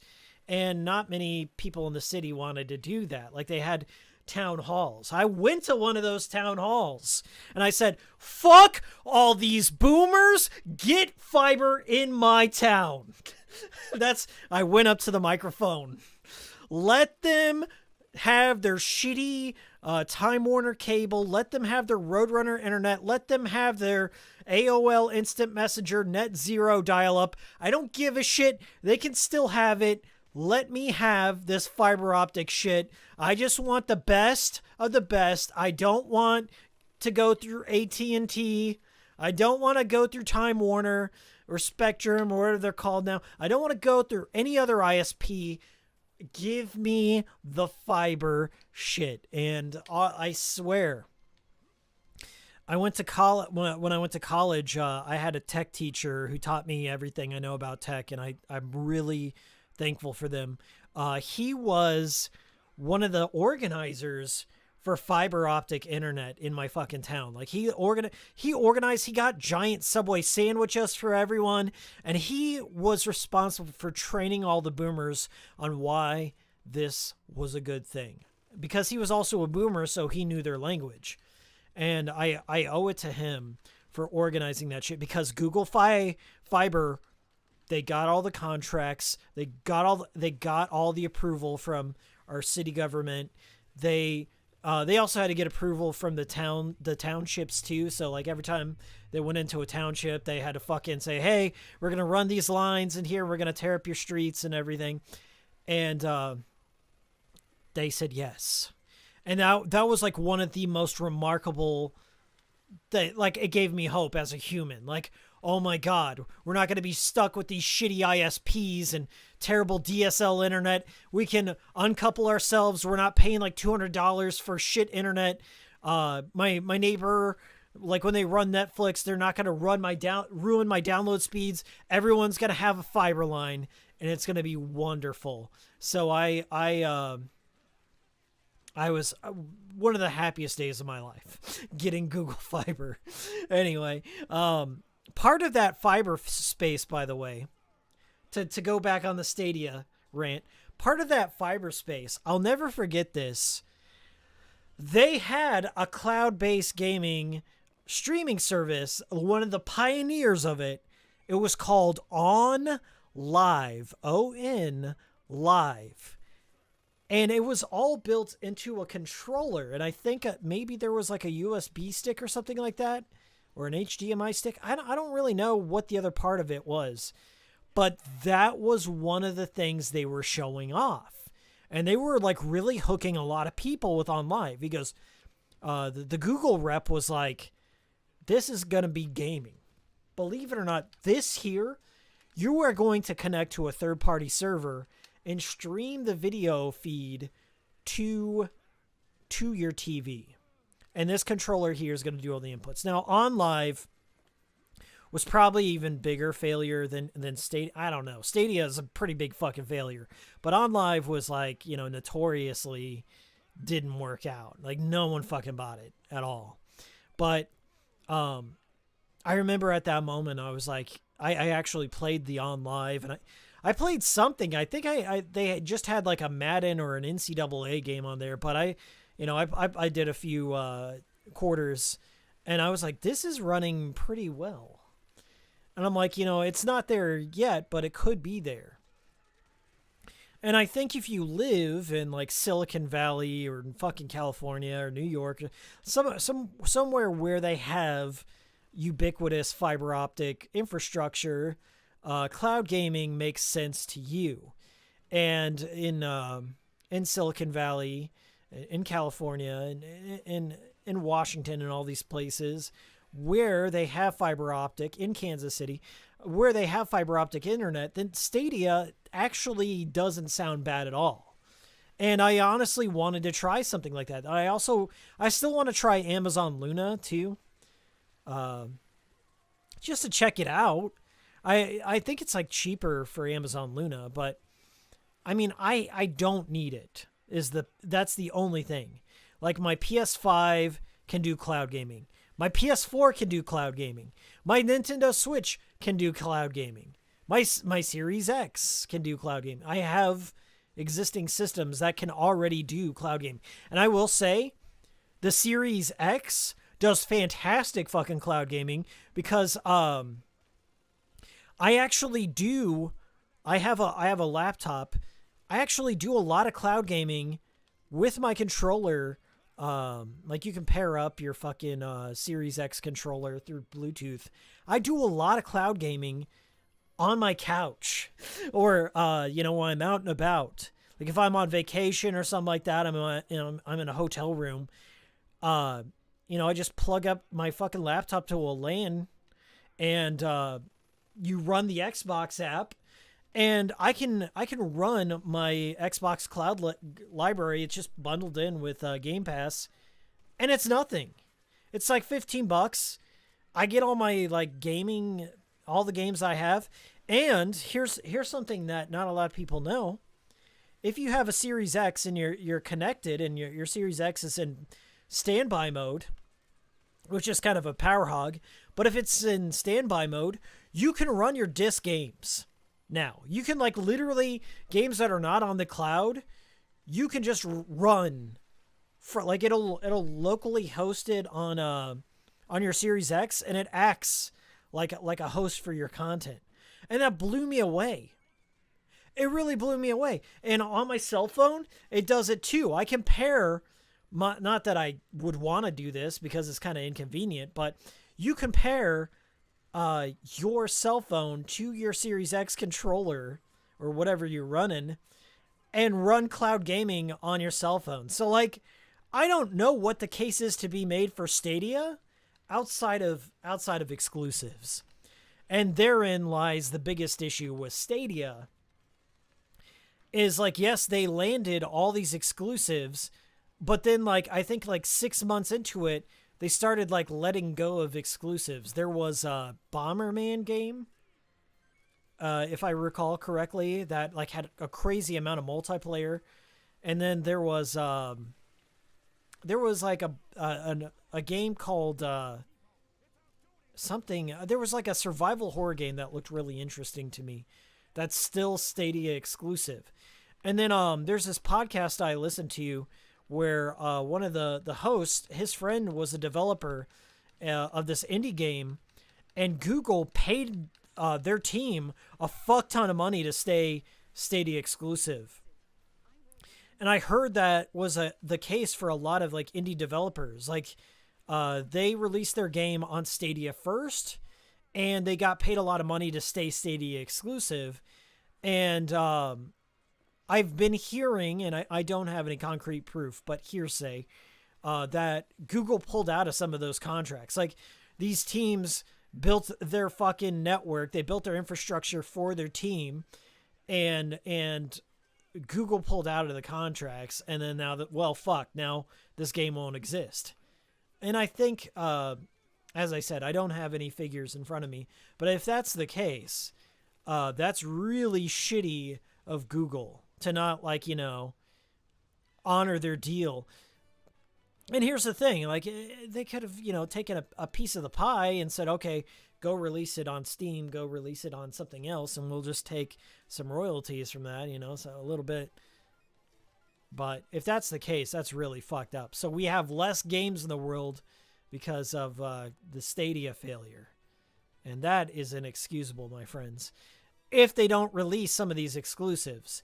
Now, they have released some of them, but not all of them. So, yeah. I'm okay with cloud gaming as long as there exist local versions. The local version will always be superior. No exceptions to that rule. No exceptions. Hey, what's up, Terry? Good to see you. Julian says, sadly, true exclusives make me suspicious. Bloodborne, though. Oh, yeah. Lance McDonald. If you want to know anything about Bloodborne, go follow Lance McDonald. They are the authority on Bloodborne, and they made the 60 frames per second patch on the PS4, which I have. Thank you, Lance. Lance McDonald has tried to give Sony, just give away their work on the Bloodborne 60 frames per second patch. They're like, hey, Sony, this is all you have to change. Okay, this is all you have to change, and the PS4 version of Bloodborne will work at 60 frames. It's like a stupid fix. And they just, obviously, you know what's going to happen. It's going to go the Demon Soul. Like, Blue Point is going to do the Bloodborne remake. And fucking Horizon, too. I heard that rumor, too. That is absolutely... What are they doing? What are you doing, Sony? What are you doing? Terry says, exclusives are essentially a cop-out. We can't give you better services, so we'll make you buy our stuff to access our exclusive games. Yeah, I mean, I'm a console gamer. I have a great PC, but I use my PC for work-based stuff. I use it for Hikikomori Media. I don't really play too many games on it unless I want to cover it, but I like to separate things, and the consoles have always been my way of doing that. Like, you know, I can just plug it up and go, and it's fine. And I can take it with me and whatever. And exclusives have been selling points for me in the past, and they're selling points for me now. Well, not so much now. This generation, I would say the Switch has the best exclusives, hand down. There's no argument to be made in my mind. Nintendo is still sticking with exclusives and portability and a massive library, okay? If you want my honest answer of who's winning the console war, it's Nintendo. They have given me the most versatility out of any handheld. The OLED, the Switch LED is a thing of beauty. Of course, I would like a more powerful Switch, but its power is not everything. You know, they don't fuck around with proprietary memory. You can just pop in an SD card or a micro SD card into your Switch, and then you're good to go. You know, you can upgrade the memory. You can get a 6 screen. If you got one of the launch models of the Switch with the Tegra exploit in there, you can hack it and have the entire fucking library running off your Switch. It's a fantastic system. It's honestly, I like it better than any other current gen console. It's the truth. No regrets. And I'm not even a huge fan of first party Nintendo stuff, believe it or not. I like their third party stuff. I just think if I want to play something and I want to play it now conveniently, I'm playing it on Switch. I don't really care so much that it's not in 4K. They're doing me a favor by making it accessible and fast. And they've got the most niche games on there. Like the Shinchan game, it's on there. I'm good to go. I can take it with me. And it's perfect for on the go. If I want to play some old NES games, there we are. They're the only portable in the market, the current gen portable, unless you go back, you know, the Vita. But they're doing it. They're filling two gaps for me. Okay, they're filling niche games, lots of good indie shit, and portability. And it's just ease of access. And I think Microsoft is also kind of leading the charge on that too with Game Pass and putting all their titles everywhere. I think Sony is kind of more in the older generation mindset, like exclusives, tying their shit down to one platform. Guys, I'm playing a PS5 right now for you. I hate the system. I think it's the ugliest design Sony's ever made. It's too big for its own good. I don't really like the controller all that much. Not impressed. What they're doing with exclusives, not a fan. They've completely uprooted their Japanese branches. They're almost non-existent. Unless you want Astrobot, which, hey, nothing wrong with Astrobot. Love the series. But, like, the most they ever do for their old franchises is they put out these, like, PlayStation stars, like NFT trophy-looking things, you know? Okay, remember when we were good? It's not the kind of messaging I was looking for. Gabe says, Switch is honestly like the only console worth getting, especially if you have a PC. Yeah, Switch PC Master Race for sure. Due to the nature of my channel, I have all the consoles, but it's still a pain in the ass. Like, getting more shit, I'm not excited to get more shit, guys.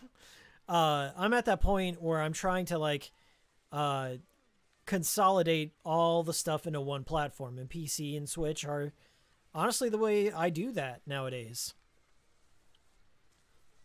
Honestly, the way to keep all my library under control. It's I don't have to think too much. It's like, it's either on Switch, it's either on PC. Yeah, unfortunately, Mr. T, I've heard the rumors. I know the rumors about Horizon. Yes, the thing is, I know Horizon got a PS5 patch, so it's running at a better frame rate, and it's in 4K, and they tweaked a few things here and there. I do have Horizon. I got it as part of like the PlayStation Essentials thing. Basically, what had happened was the PS5 launched with next to no games. It was a pathetic showing of next to no games. They had Demon Souls. They had the Souls, which was surprising that was like one of their flagship games for the PS5. But anyway, it released at a terrible time, so I'm not going to shit on Sony too much. Like right in the heat of the pandemic, and then all of a sudden microchip shortages right after that. So the PS5 is finally starting to grow up a little bit. I mean, you're going to get God of War soon and a few other things coming down the pipeline. But it's slow going. Really slow going. And essentially, Sony released these things. I think they're called the PlayStation Essential or PlayStation Hit Series. And they just gave you like 15 backwards compatible games for free. If you had I think some of them were free even if you just bought the PS5. And I got like Persona 5 and Days Gone and Last Guardian, Final Fantasy 15 and Horizon and God of War and all this cool shit. So I have Horizon installed. It looks all right. Like open world game, half techno, half prehistoric kind of thing. And I think the sequel looks even better. Like the sequel reminds me a lot of Chrono Cross, but they're really not my cup of tea. It doesn't get me excited when I see a new God of War Horizon game or Last of Us. Like good for the people who like it. I know there's a lot of people who like it, but it's just not something I'm like, oh God, I got to get this. I've been waiting my entire life. But it's just sad. Like it's when games like that come out, it just kind of like it's indicative of the kind of state we're living in. Is that there's like Sony is taking zero chances. Like they're not making any risky games. None. Okay? Everything has to be a hit for them. Everything has to make Uncharted and Last of Us dollars. And I think Sony really has an identity crisis when it comes to their brand. Can you tell me who would you consider a mascot for Sony? Is it Kratos? Is Kratos the mascot? Is Astrobot the mascot? I think they had I made a comment about this on my PlayStation 3 video, but PlayStation All-Stars Brawl. It all goes back to that. Could you list for me who out of PlayStation All-Stars Brawl still has games coming out? It's sad. Like when I play that game, I get fucking sad. I'm like, oh, I remember you, buddy. Oh, you haven't had a game in 15 years.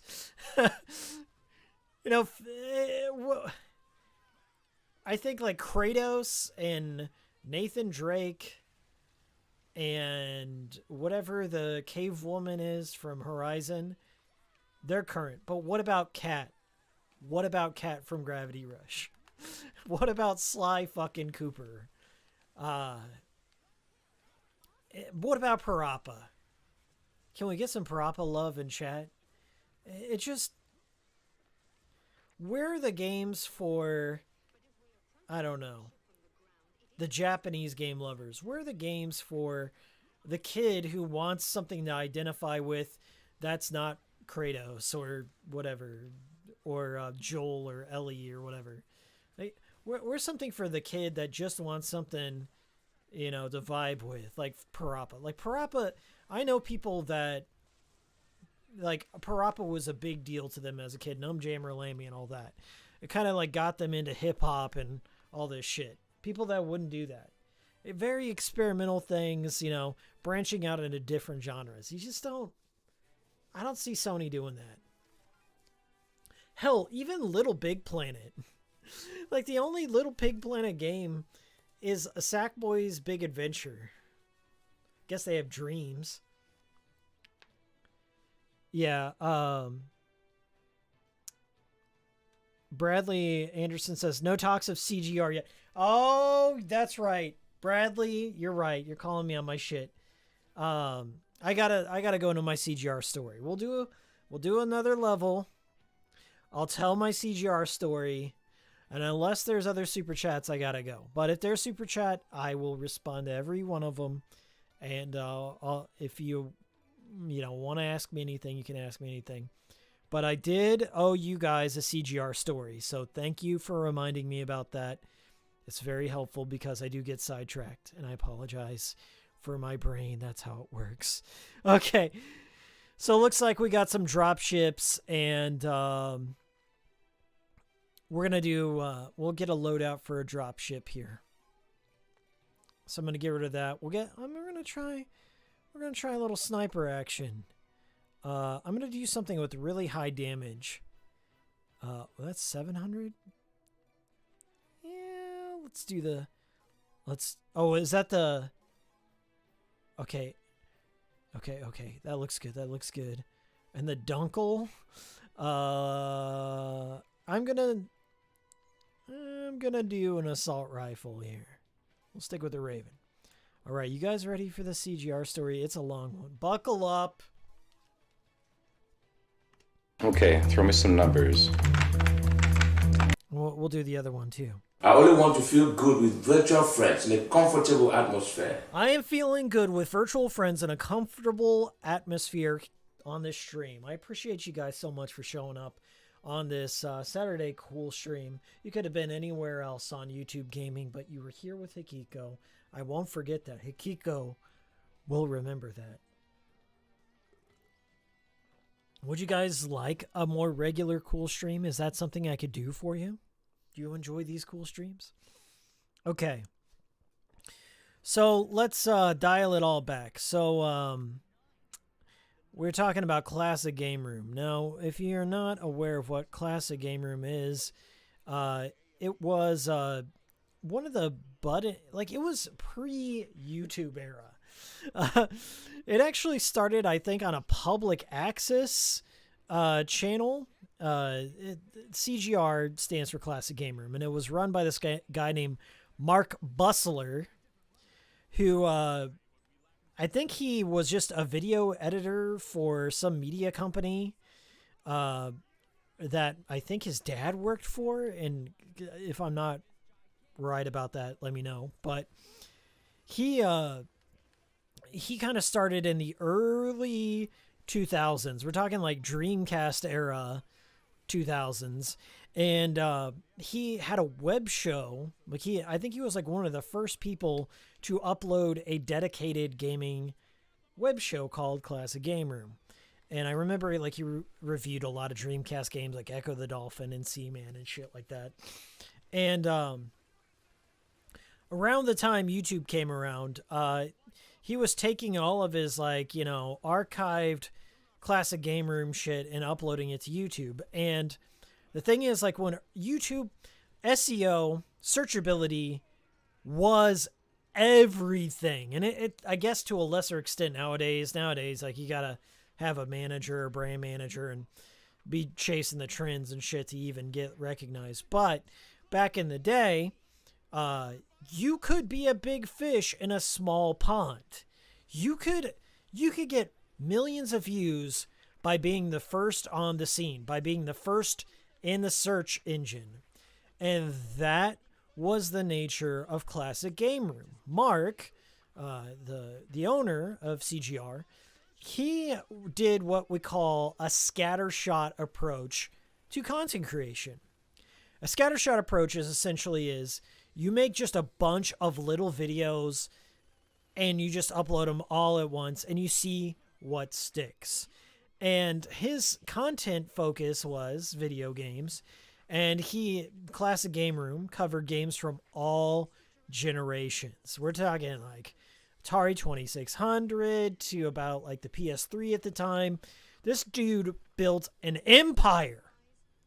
You couldn't escape it, no matter what. Like in the early days of YouTube, if you searched a game any old like NES game or any old obscure game or just your favorite game in general, Mark would have a 5-minute fucking clip of that game on there, and they would all stick to the same format.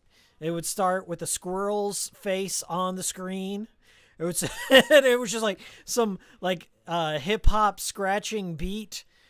And then it would just go into a synthesizer. Buy the drink mug. Buy this. Like he was shilling merch and stuff like that.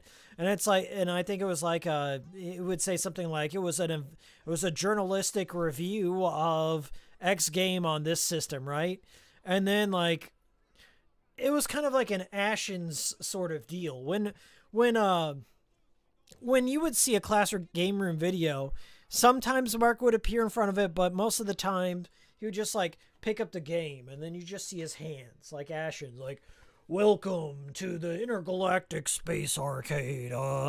I've got Stampede for the Atari 2600, not released on the Vectrex. Also, not as good as Truxton.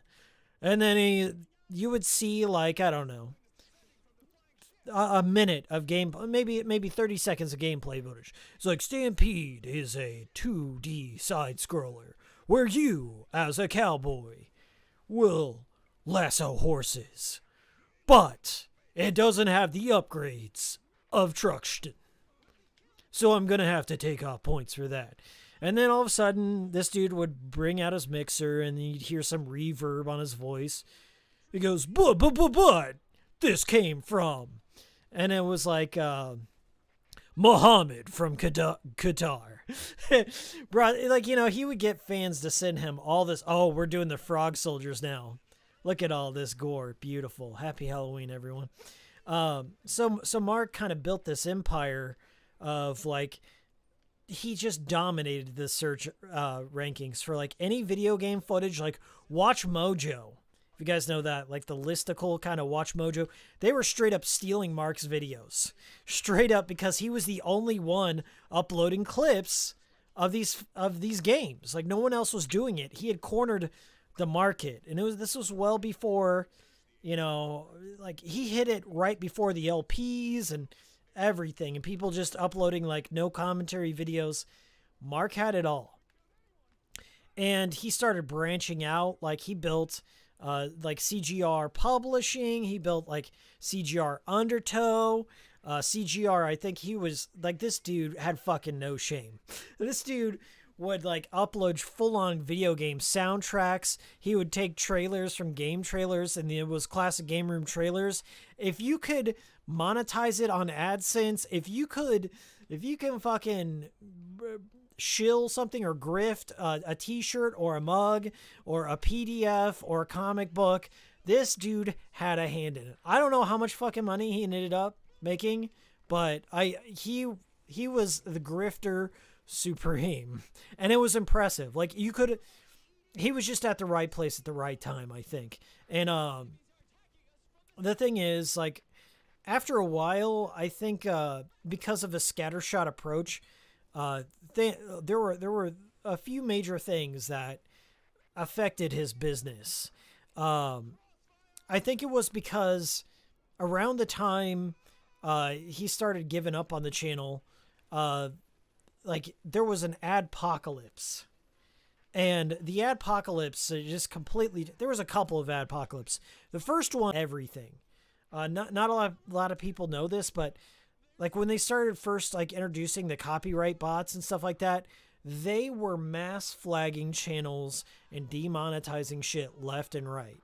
And there was like, you know, it was kind of like a rubber band effect to finally, like, you know, it snapped, and now it's starting to like cool off on the copyright and the fair use thing. But it was bad. Second thing was there was an adpocalypse, and a lot of investors and advertisers and shit like that pulled out of YouTube AdSense and revenue and shit like that because they didn't want to be associated with extremist content and cuss words and bad naughty words and copyrighted shit. They didn't want their shit coming before copyrighted. So AdSense doesn't pay anything. You can't make a living off of AdSense. And unfortunately, that was where a lot of Mark's revenue was coming from at the time. So Mark, Classic Game Room, he started a Patreon, and then he started like making like exclusive content away from YouTube on Amazon. He shut down CGR Undertow, which was for more of like the underground niche thing, and just killed a portion of his business. And as time went on, this guy like was just alienating his audience. Like all of his audience started on YouTube, and then he was trying to like splinter them. Like, no, follow me over here on my website. No, follow me on Amazon.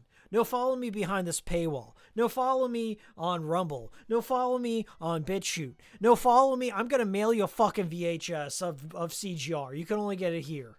I'm going to mail you a DVD, okay? All of it's going to be DVD by mail. So he started going back to old tech and all these other platforms instead of trying to make it work and sticking with what people loved about it. And then, like, the algorithm is very unforgiving. Like, it's emotionless, I know, yada yada yada, but it's very unforgiving if you start doing that scattershot approach and start uploading. Like, the larger your audience is, and this dude like had, I don't know, 1 million, let's say 1 million. This dude had a large install base, but he started uploading things that were just not his core content. Like and it's sad to say that you can't branch out, but really YouTube has made it really hard not to branch out, and you end up pigeonholing your content, or you lose your audience. And that's what happened with Mark. He started branching into comic books and weird shit like that no one wanted to watch, and he started the grifting valve. He just turned it. He's like, I gotta sell you this super mega flaming penguin shirt, and awesome gentleman supreme metalhead comic volume 5, and he completely lost the plot, and he blamed YouTube and said, well, I can't make any money here. And no, dude, you just didn't fucking make you didn't play the songs people knew you for, essentially. And he was getting older too. I mean, that's part of it. You get older, life changes, and you can't always do the things you used to do anymore. And I think that was part of it too. But yeah, I mean, YouTube it's fucked, guys. I'm not gonna mince words with you. You can't make a living in the same way unless you like completely adjust your standard of living to be less. And that's fine. I've done it. Like I've lived on a lot less in my life, but you can't, I don't know. You can't run a business. You can't pay employees. You can't do a family that way. And some people put all their eggs in one basket. But at the same time, I can't really have so much sympathy for a guy that just completely lost what he was known for and just started moving away from his core content. I think he was trying to do, that dude tried to reinvent that channel. Like, I'm not exaggerating, 12 times. He just kept rebranding it. And like with each iteration, you just lose people, and then you end up like killing your brand. And that's ultimately the fate of Classic Game Room. Now, there is an update, and there is an update, because I wanted to know, like, did he just completely give up on Classic Game Room? And I was talking to my friend Rob, Silent Rob, and stuff, because he also grew up watching Classic Game Room, and my friend David also. And I was talking to Rob. I was like, Rob, I think I have found what happened to Classic Game Room. And like, nobody had mentioned this because he retired in the shittiest spoony way possible. Okay? He retired in the shittiest spoony way, half-assed, no regard for your fans way possible. Okay? I mean, at least Alpha Megasin, he came back and he said, what's up, guys? I had some shit that went down. Okay? I mean, he's still making content, so bless his heart. But Mark from Classic Game Room, been doing this for, we'll say, 20 years. Because, as I said, he had been doing it on public access for a while, too. Mark from Classic Game Room went onto his website in a blog. It's like buried deep on his website. You're not going to find it if you look now. But like 3 years after Classic Game Room was clearly dead, he went on to his website and tucked away in the last paragraph saying like, yeah, I'm retired from making Classic Game Room videos.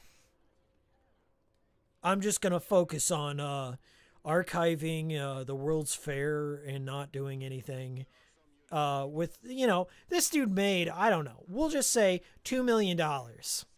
I'm going to be very generous and say this dude made $2 million uploading bullshit, no review videos, gameplay clips with minor commentary, and the same 3 jokes repeated for 20 years. And this dude made millions, okay? And he blamed his audience, he blamed YouTube, and he just walked the fuck away. He fired all his employees, he walked the fuck away, and tried selling everyone his t-shirts and archive books and bad music, and he was a jack of all trade, a master of none. And I feel that the people that are nostalgic for him were nostalgic for the simplicity of YouTube in a bygone era. But he deserves no sympathy. None. Okay? I grift. Okay? I grift. I got a Patreon. I have AdSense. I try and do memberships. I try and make money. Not very good at it. But I'll tell you, if I'm ever going to go out, if I'm ever going to quit after all these years, I'm going to at least try and talk to the audience that got me there. And that kind of shit, if it's something personal, I would understand. Medical, something happened with your family or friends or something, you're just mentally not there. But you gotta say, I'm hanging up my hat. You can't do it in just a blog post on your website after 20 years when you're 50 years old and you've been doing it. Like, you gotta say, I'm out. Thanks for the support. Thanks for the money. I'm out. This dude deserves none of your sympathy or like, I used to feel sorry for this guy, and that's why I'm saying that. It's like okay, maybe YouTube like robbed him of his business and AdSense and it's just a different market, whatever. No, he did that. He did a good enough job on his own to like ruin his brand and like grift as much as humanly possible. Like, you can go right now on Amazon and find like super mega death tornado t-shirts that he's still selling. He's still trying to play the SEO game. It shouldn't have been Classic Game Room. It should have been SEO reviews, search engine optimization game room. What should have been his thing. That was it. He fucked over the people that invested their time. Like, he fucked over CGR Undertow, the young kids that he had hired doing internships. Like, everyone dogs on Screw Attack. Everyone dogs and shits on Stuttering Craig for going the way he did. But at least, like, Stuttering Craig had the good fucking sense to sell it at Rooster Teeth to Rooster Teeth while people were still interested in buying. At least Stuttering Craig, knew how to run a fucking business and sell off a good, viable brand and like Death Battle and stuff like that. Stuttering Craig had conventions and he was there for the fans, okay? Stuttering Craig gets a lot of shit for grifting and what happened with Handsome Tom and making executive business. Like, it was messy. Business relationships don't always work out. But there were some good ass years when Screw Attack, like Stuttering Craig, straight up, he brought up so many YouTubers that are still around. He brought up all this talent, and now he's like streaming into like 30 people like old Hikiko here. I'm not shitting on Stuttering Craig, but I'm saying like that he needs, like, if anyone needs your sympathy, it's Stuttering fucking Craig.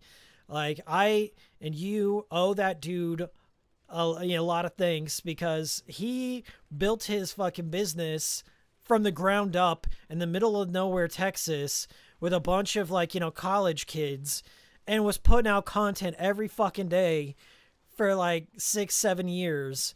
And that his shit was running off of his own website, at his own forums, at his own conventions, and he didn't bitch and moan about it like fucking Mark from Classic Game Room. He didn't go on a fucking woe is me, no one wants my comic books, pity tour.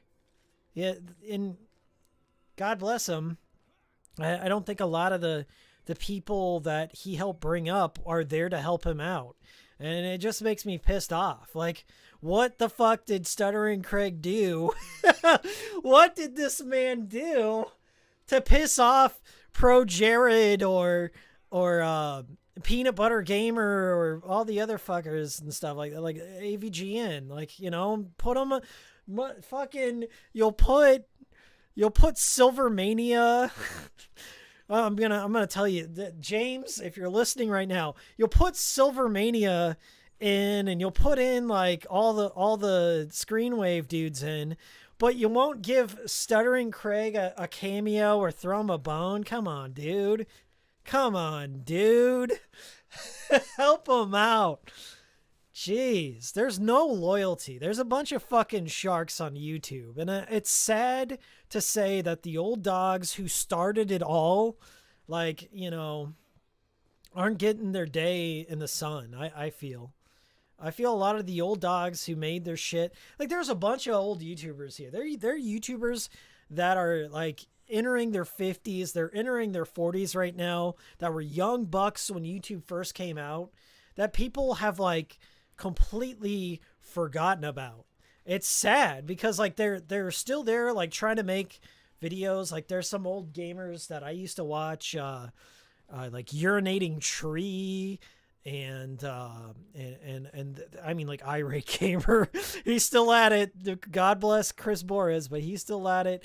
There was like Playing at Bogart. There was Silent Rob, of course, shout out. Ace Salieri, shout out. There were some dudes who got started up early on, and there was like, and I think that's going to happen to a lot of YouTubers who got started out like 5 years ago. There's always new talent coming in, and the saturation is ridiculous. It's hard to get discovery.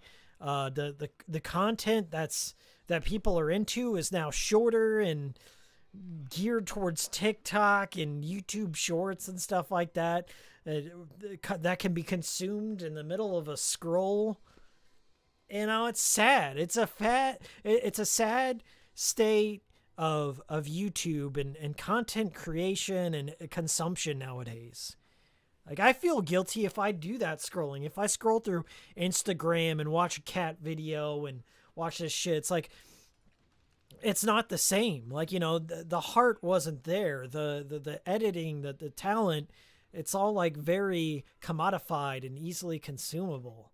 And I don't know. Like, it's really created so many different audiences that you really don't know what people like anymore. If you make long form videos, good luck getting anyone to watch them. If you have anything that's slightly left or right of center, I don't know, you got a scarlet letter forever. The whole shit is just sad. And people are just afraid to just, I don't know, talk some shit. They're afraid to talk some shit and make rap battles and, just bring the heat, make response videos and get in the mud. It could mean the end of your career on YouTube, but that's what it was like. It was a low down, dirty shithole. YouTube was. It was like people would get in the response videos with each other and fights, and make parody videos, and they would have rivalries and whole different groups, and now it's just like everyone's boring. Everyone's the same milk toast, oatmeal for breakfast, douchebag with nothing new to say. that's how I feel about it. Like everyone's like, "Hey, do you watch this guy? Do you watch this LPer and stuff like that?" He make a funny, like, no, I don't. I can't really connect with people on a human level on this platform anymore because they're all just some caricature, just something geared towards kids. Like I just don't get it. I'm the old man in the room here. Like, I don't fucking understand it. They got nothing new to say to me. Like I don't get these humor. I don't get these memes. What's Living the Dream says, yeah, I'm not digging the TikTok short form Jen. Terry says, and kids unfortunately make the trends. They do, and it's weird. It's really like not in a I'm not trying to like accuse anyone of being predators or what have you, but I feel like a lot of adult content creators start specifically catering their audiences for children / adults. Like, they slip in adult jokes every once in a while, but it's just like the most base content with like a broad overview and memes and Sonic. It's always Sonic. It's always Sonic. It's always been Sonic. It's always going to be Sonic. It's always going to be like there's always Sonic content.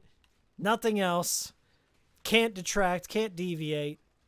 There are some Sonic content creators out there that do deviate, make cool kino, like Cybershell. Cybershell also tells good stories too. But I'm just saying, like, the people play it very safe, very, very safe. And that's not entertainment to me. That's, I don't know, white noise. That's nothing. It's hard. I don't know. Some people, they make like, I don't know, either deliberately contrarian positions that they hold for no reason, or they don't, they're afraid to shit on something. They're afraid to praise something too much. It's just, a lot of people are just too, I don't know, they're worried about the wrong things. The primary thing is, are you funny? Are you entertaining? Is there a reason to be here? And I think a lot of that's also hard to find. Because, as I said, people start to cater their content for the lowest common denominator in hopes of money or hopes of getting like a child audience that will eventually grow. That's another thing too, is like these kids are gonna grow up. They're gonna be adults with disposable income. So there's a science to it. There is some smarts behind it, but I've always seen my channel as primarily geared towards adults. And that's who I feel most comfortable talking to. I'm serious. Like if there's a kid, if I suspect anyone's a kid in my Discord, I boot them out of my Discord. I don't really engage with them on any social media. I don't add anyone. Like fuck off. Sorry, kid, fuck off. But I don't know. My channel is primarily geared towards adults. I market them as such. I say naughty words. I say bad things that are not that aren't always current with what all the kids are into. I shit on things. That's how I am. And I don't know. But there's some content creators that have brand managers, and they have like people that are like, well, this is not what's in, okay? You need to be talking more about Deltarune right now. We need you to talk about we need you to mention Undertale for this amount of minutes, and I want you to talk about how it's a metaphor for Christianity and abandoning it and all this, and Toby Fox's traumatic childhood event. Like, that's it's very cynical for me to say something like that, but you gotta play. I don't know. Sometimes you gotta make one for them, one for you.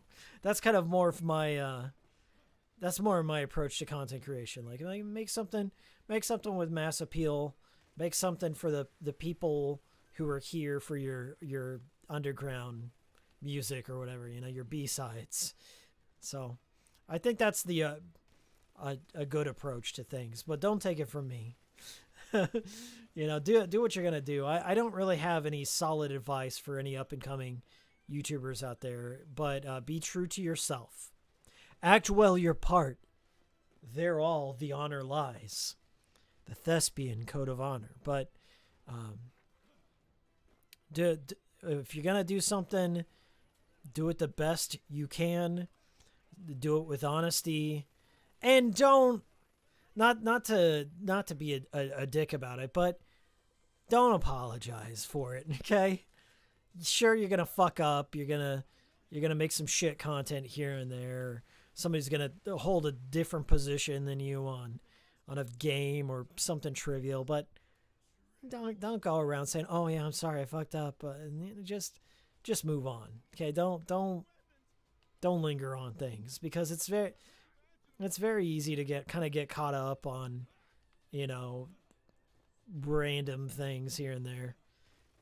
Like what's hip and cool in the Overton window now is ever so sliding. So just, as I said, worry more about entertaining and, trying to invite more people to come in and see your shit, and don't be a snob about things. Don't be pretentious. Don't be a snob.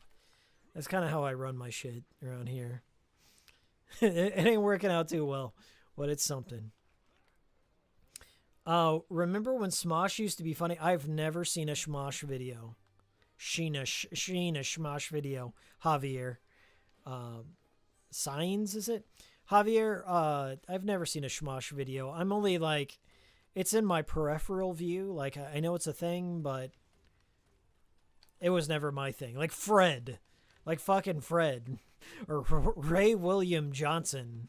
I was aware they existed at the time, but there was no way I was clicking on that shit.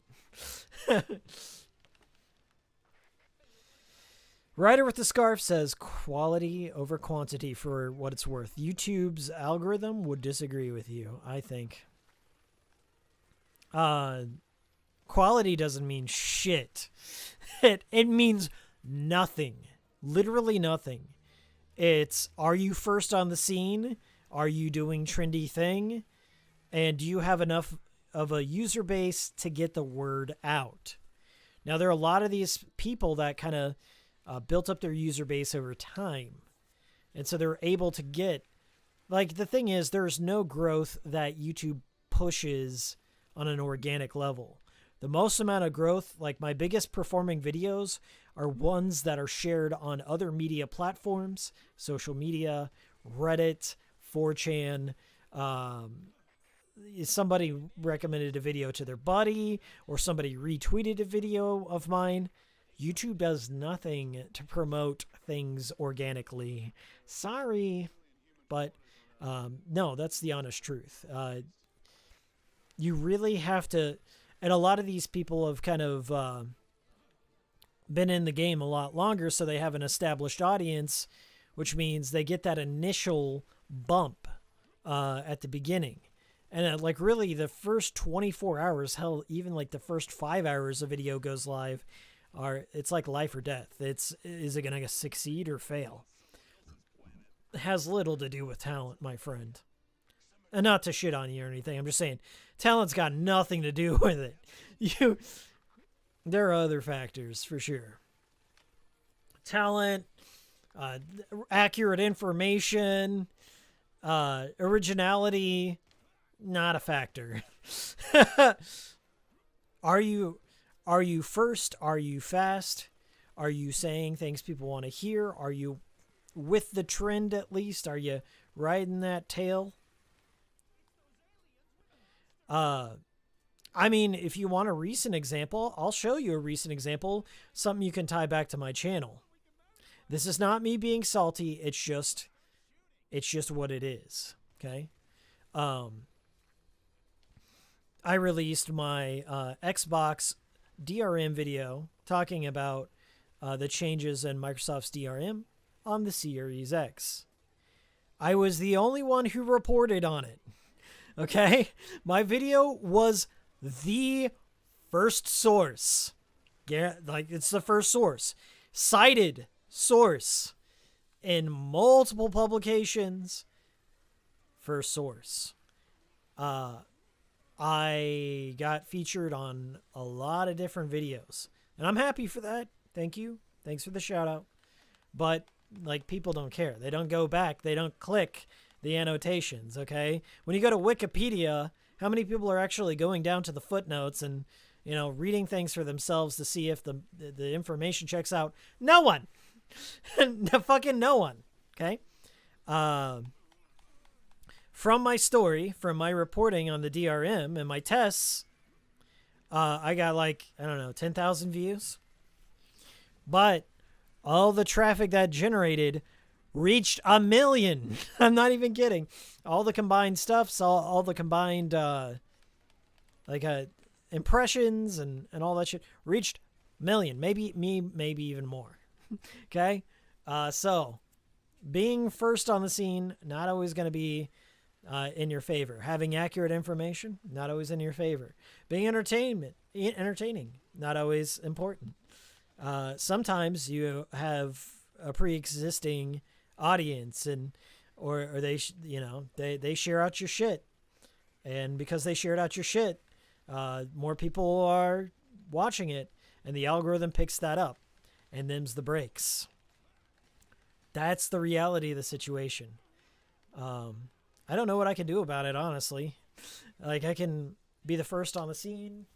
I think the only time like where I was first on the scene with something was my C-bomb video, and that's because it took other people a week before they started putting out their videos on it. And then, like, as I said, the piece of the pie gets a bit smaller. And I do have a cynical point of view. Now, there are some creators out there who did put out accurate information, and they reported things. And there were other content creators that didn't give a shit whatsoever and just started making up shit and reading the articles. Like, they just read an article verbatim about the C-bomb, or they read an article verbatim about Xbox DRM, and they had wrong facts or no facts, and they straight up just read some journalist's work word for word and didn't add any commentary to it, and got like way more views than the actual people who ran the tests. So it was like blackpilling, if you will. Like, good Lord, have we come down to this? And on the larger scale, you can kind of look at that at society and like how information breaks down into a terrible game of telephone. And that's how elections are determined and wars are fought over the misreading of information or the misreporting of information. It's fucked up. But that happened with the Xbox DRM video. When I made that video, I had some journalists that actually reached out to me, and they asked me, and Does It Play, as firsthand sources for the stuff. Like, what's all the information? Do you have proof of this? Do you have video clips? Do you have something that, you know, would help my readers understand? And so, like, Does It Play and I, like, gave them that information. I showed them my videos. I showed them, like, my tests that I did. And they came back for more clarifying information. I gave that to them. That's journalism. But then you had other people that just wrote up an article. They didn't cite me or Does It Play or anyone. They didn't even, like, talk about like what the changes were necessarily. They just gave a vague, like, Microsoft is loosening up their DRM, and now you can play all your games without an online connection, which is not true. Which is not true at all. There's more nuances and there's more information to that. And to report that so inaccurately will cause somebody out there to go buy an Xbox Series X thinking they don't need an online connection to play it, thinking that they could possibly pop in a 360 game and play it, thinking that they could possibly just, I don't know. It's bad. When shit like that happens, it's bad. And, you know, am I a little salty that some of them didn't cite me as a source? Sure, whatever. But the good people, the people with the most accurate information, did cite me and did cite Does It Play. And they're honestly the trustworthy ones, in my opinion. But I'm biased because obviously I'm biased. But what I'm saying is, like, it was also kind of blackpilling. That same shit happened with the C-bomb. Like, people would skim the video, people would skim what other people were saying, and they would cherry pick things that sounded nice and then report on it. And then I got all this misinformation went out, and then it became some fucking insane console war, which is not what it ever meant to be, you know? And I don't think a lot of it is malicious, the reporting. I think a lot of it's just lazy journalism on both ends. And I'm not accusing. This is not like don't trust journalists. That's not what this is. I'm saying it's like lazy. It starts off with a lazy journalist who doesn't do their due diligence and talk to the people running tests or authoritative sources in the matter. And then lazier fucking YouTubers who come in and sit their fat ass down and just like read the article word for word, not a care in the world, and they're making good money and God bless them for doing it, okay? Not salty. I respect the grift. But it also like lets Microsoft, it lets Sony off the hook. Oh, they did this one good thing after people complained. See, your words actually have meaning. But wait, what about these other things? Like, what about the initial online check-in?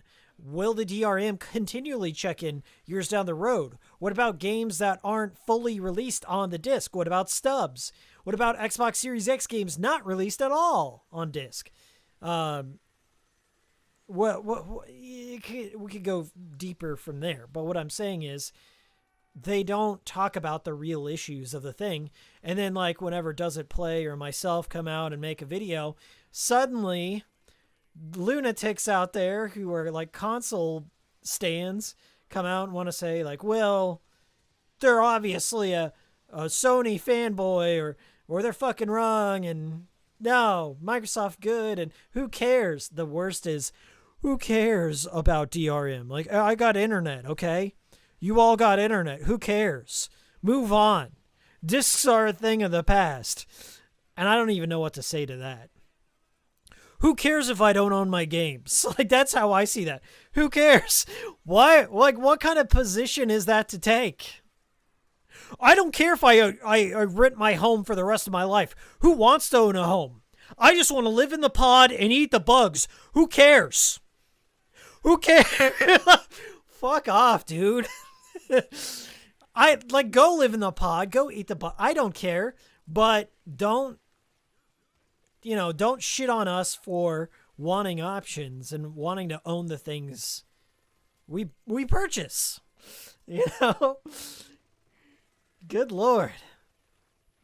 I encountered that. Does It Play encountered so much bullshit for reporting, for saying, like, these are the shitty things Microsoft are doing and they need to change. And guess what happened? Guess what happened after that shit got reported? Microsoft had they did some evaluation of their DRM policies and said, you know what, maybe let's scale it back a bit. Like, let's not make it as firm as we have it, and let the people play the disc they own. And change happened. So what was the point? What was the point of the death threats and all the other shit? Like, what did that really accomplish? Nothing. But as I said, like, it was a weird time in my life. It's not over. I mean, like, the PS3 still has the C-bomb. It's kind of like the holy grail at this point. I still want to see it solved. I don't know that Sony is going to solve it. At least physical media still works, but there are still digital games that are left on the PS3 storefront. And good luck trying to buy anything on that storefront. You have to, because of their crazy two-factor authentication, you have to add funds on your PC to buy anything on the PS3 and Vita and PSP stores. It's insane. I mean, like, you're probably better off hacking it, but if you want to support the games and buy things legitimately, I think there should always be an avenue. Otherwise, you're just advocating for the piracy of your content. And I don't have a problem with piracy either, unless it comes down to niche games, you know, that you're essentially killing the franchise. You should still support your favorite games, no doubt. Support the developers, let them eat, let them have a family, okay? Let them have home and shelter. But that's another ramble for another time. But yeah, that's where I'm at with that whole situation. It was all fucking ridiculous. And my primary goal with the C-bomb and DRM videos was trying to break down an extremely complex problem that only exists to benefit the companies that you're championing, like you're standing for, essentially. It only exists because the companies wanted to make more money and take away your ownership, okay? And they did it in sneaky ways that you may never notice until people out there were testing for these things. And to, like, their targets were completely wrong. We'll just say that. And then, like, to also dish out endless praise. Like, praise Corpo for allowing me to play a disc. Praise Corpo for allowing me to play digital games. Like, the PS4 was insane. It had a C-bomb for both digital and physical. Holy shit. What were they thinking? I know what they were thinking. You can't play it without coming in and checking in. We got to make sure you're good Lord. Hopefully you're not running homebrew.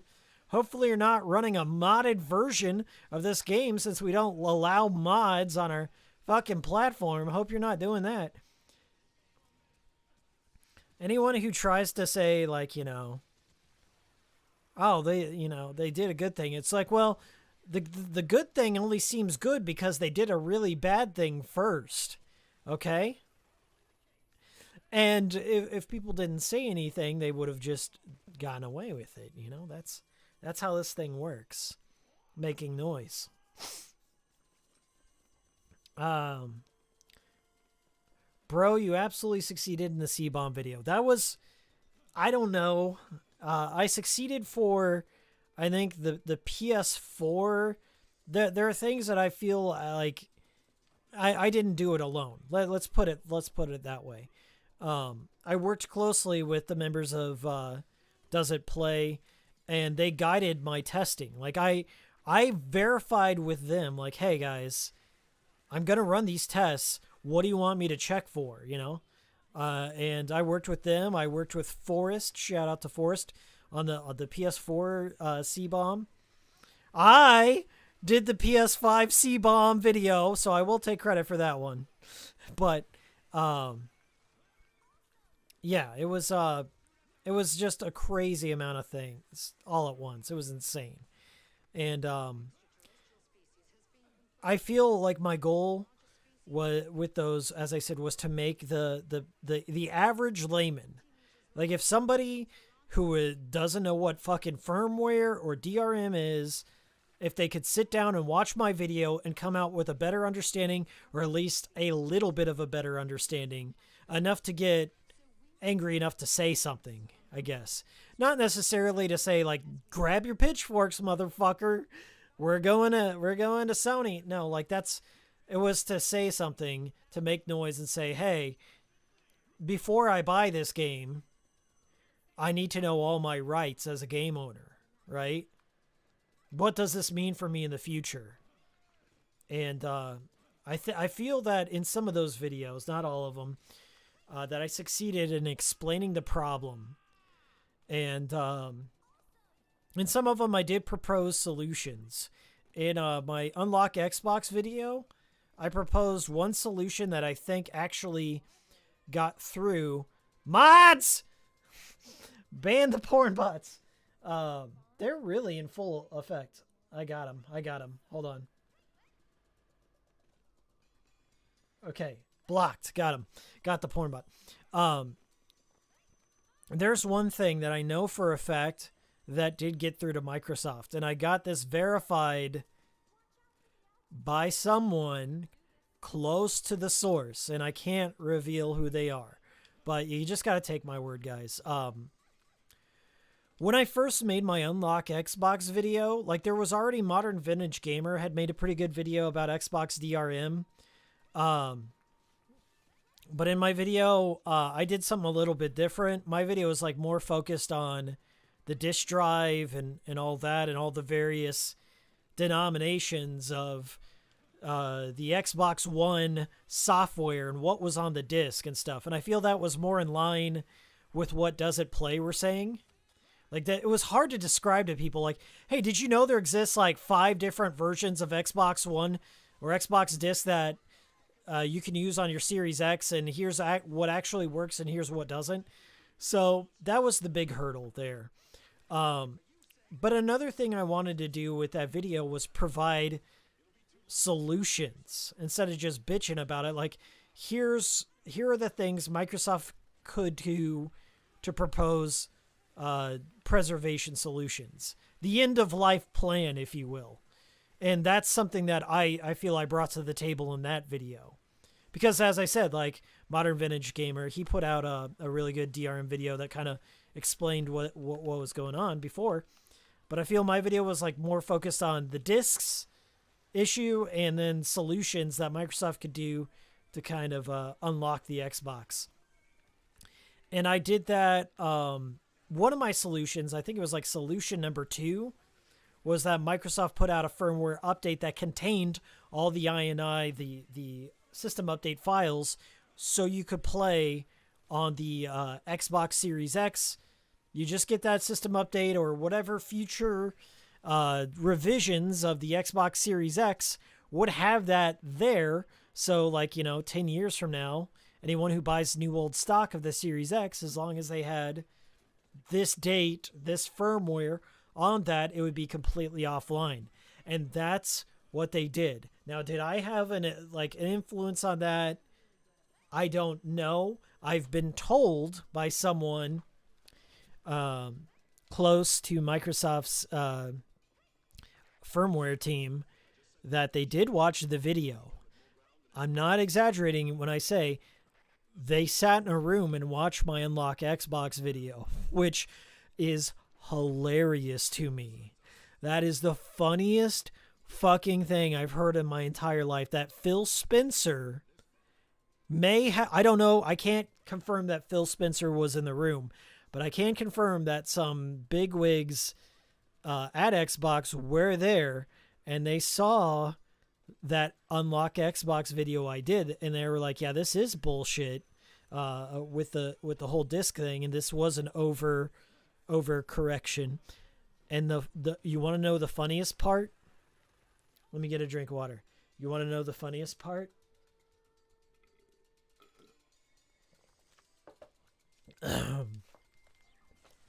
The funniest part about knowing that people at Microsoft saw my Unlock Xbox video. Like, as I said, it didn't get a ton of views. It was only like 5,000. But as I said, like, the right person sent it over to the right people at the right time. And the funniest part about this whole thing is, at the end of my Unlock Xbox video, does anyone remember what happened? Does anyone remember what happened? Did anyone watch that Unlock Xbox video, the first Xbox video, to the very end? Does anyone know what happened at the very end of it? I'll let chat fill in with their answers. If anyone can give me the answer, that it's the funniest thing that happened. So go ahead, chat. Tell me what you think. What happened in the Unlock Xbox video at the very end? If you know, you know.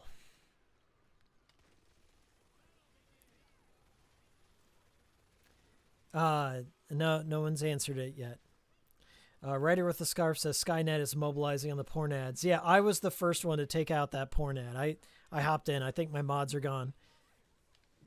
Living the Dream says I watched it, but I forgot. I know it's been like since February, but oh yeah, Gardenback knows.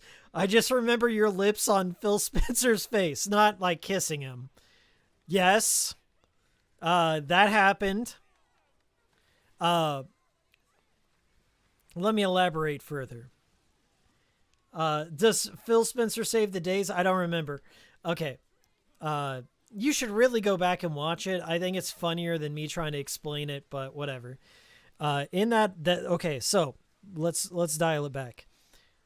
The video that Microsoft watched was my Unlock Xbox video, where I talk about all the DRM problems and the disk problems and stuff like that. And they sat down and watched the whole thing. At the very end of that video, Phil Spencer, a disembodied head of Phil Spencer, warps in from the future. And yes, it's like Gardenback said, I superimposed my lips, kind of like an annoying orange situation, over Phil Spencer's head. And Phil Spencer is so happy that I saved the Xbox in the future. He's like, he recognizes the errors of Microsoft's ways, and he's so happy that I fixed the Xbox problems with DRM that he's willing to grant me any wish. Okay? So imagine this. A room full of people at Microsoft on the dev team, possibly Phil Spencer. I have not got confirmation if Phil actually watched it, but I think like they at least read him the bullet points of the video. But maybe it would be fucking funny as fuck if one of the bullet points was, yes, Phil, your disembodied head flies in from the future and praises the guy.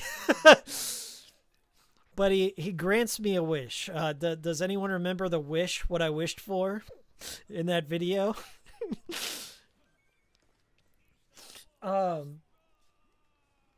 Oh yeah, Phil Spencer, Teletubby son. Yeah, it kind of does look like the Teletubby son. Good point, Garden Pack. I'm living the dream, remembers now. Now it's all coming back to you.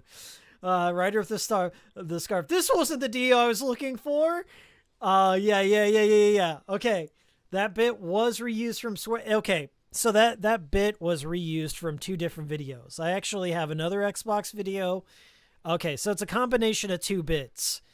In my D4 video, I at the end of my D4 Dark Dreams Don't Die video, I wished for D4 season 2. Like I wanted to continue on D4 and solve the mystery once and for all. So at the end, Hikiko finds Leisure Suit Larry, Wet Dreams Don't Dry. And I give like a brief little skit on Leisure Suit Larry, What Dreams Don't Dry. But then a few months later, I made a video called Xbox Series X # all the games. And at the very beginning of that, Phil Spencer's disembodied head shows up in that and says like basically there's some guy comes in and shits on the Series X and says there's no games, Xbox no games or whatever, you know, like that meme.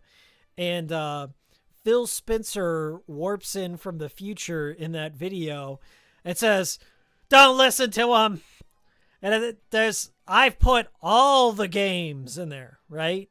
He put all the games in there because I hacked my Xbox and I had RetroArch on it, and that was kind of the point. And that was the first introduction to the Phil Spencer character.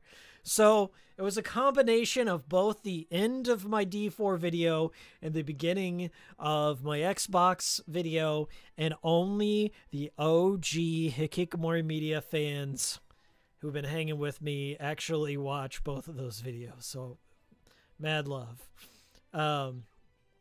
So that's kind of the origin for that. But the funniest part to me is that somebody over at Xbox, a group of people over at Xbox, watched that video. At the very end of that video, I asked Phil Spencer's disembodied head for D4 Season 2. And then, like, he does a zombie from Pee-wee's Playhouse, like, Mecha Lecca High, Mecha Heidi Ho. Like, you know, he uses his Phil Spencer powers, and he grants D4 Season 2 on my Series X, right?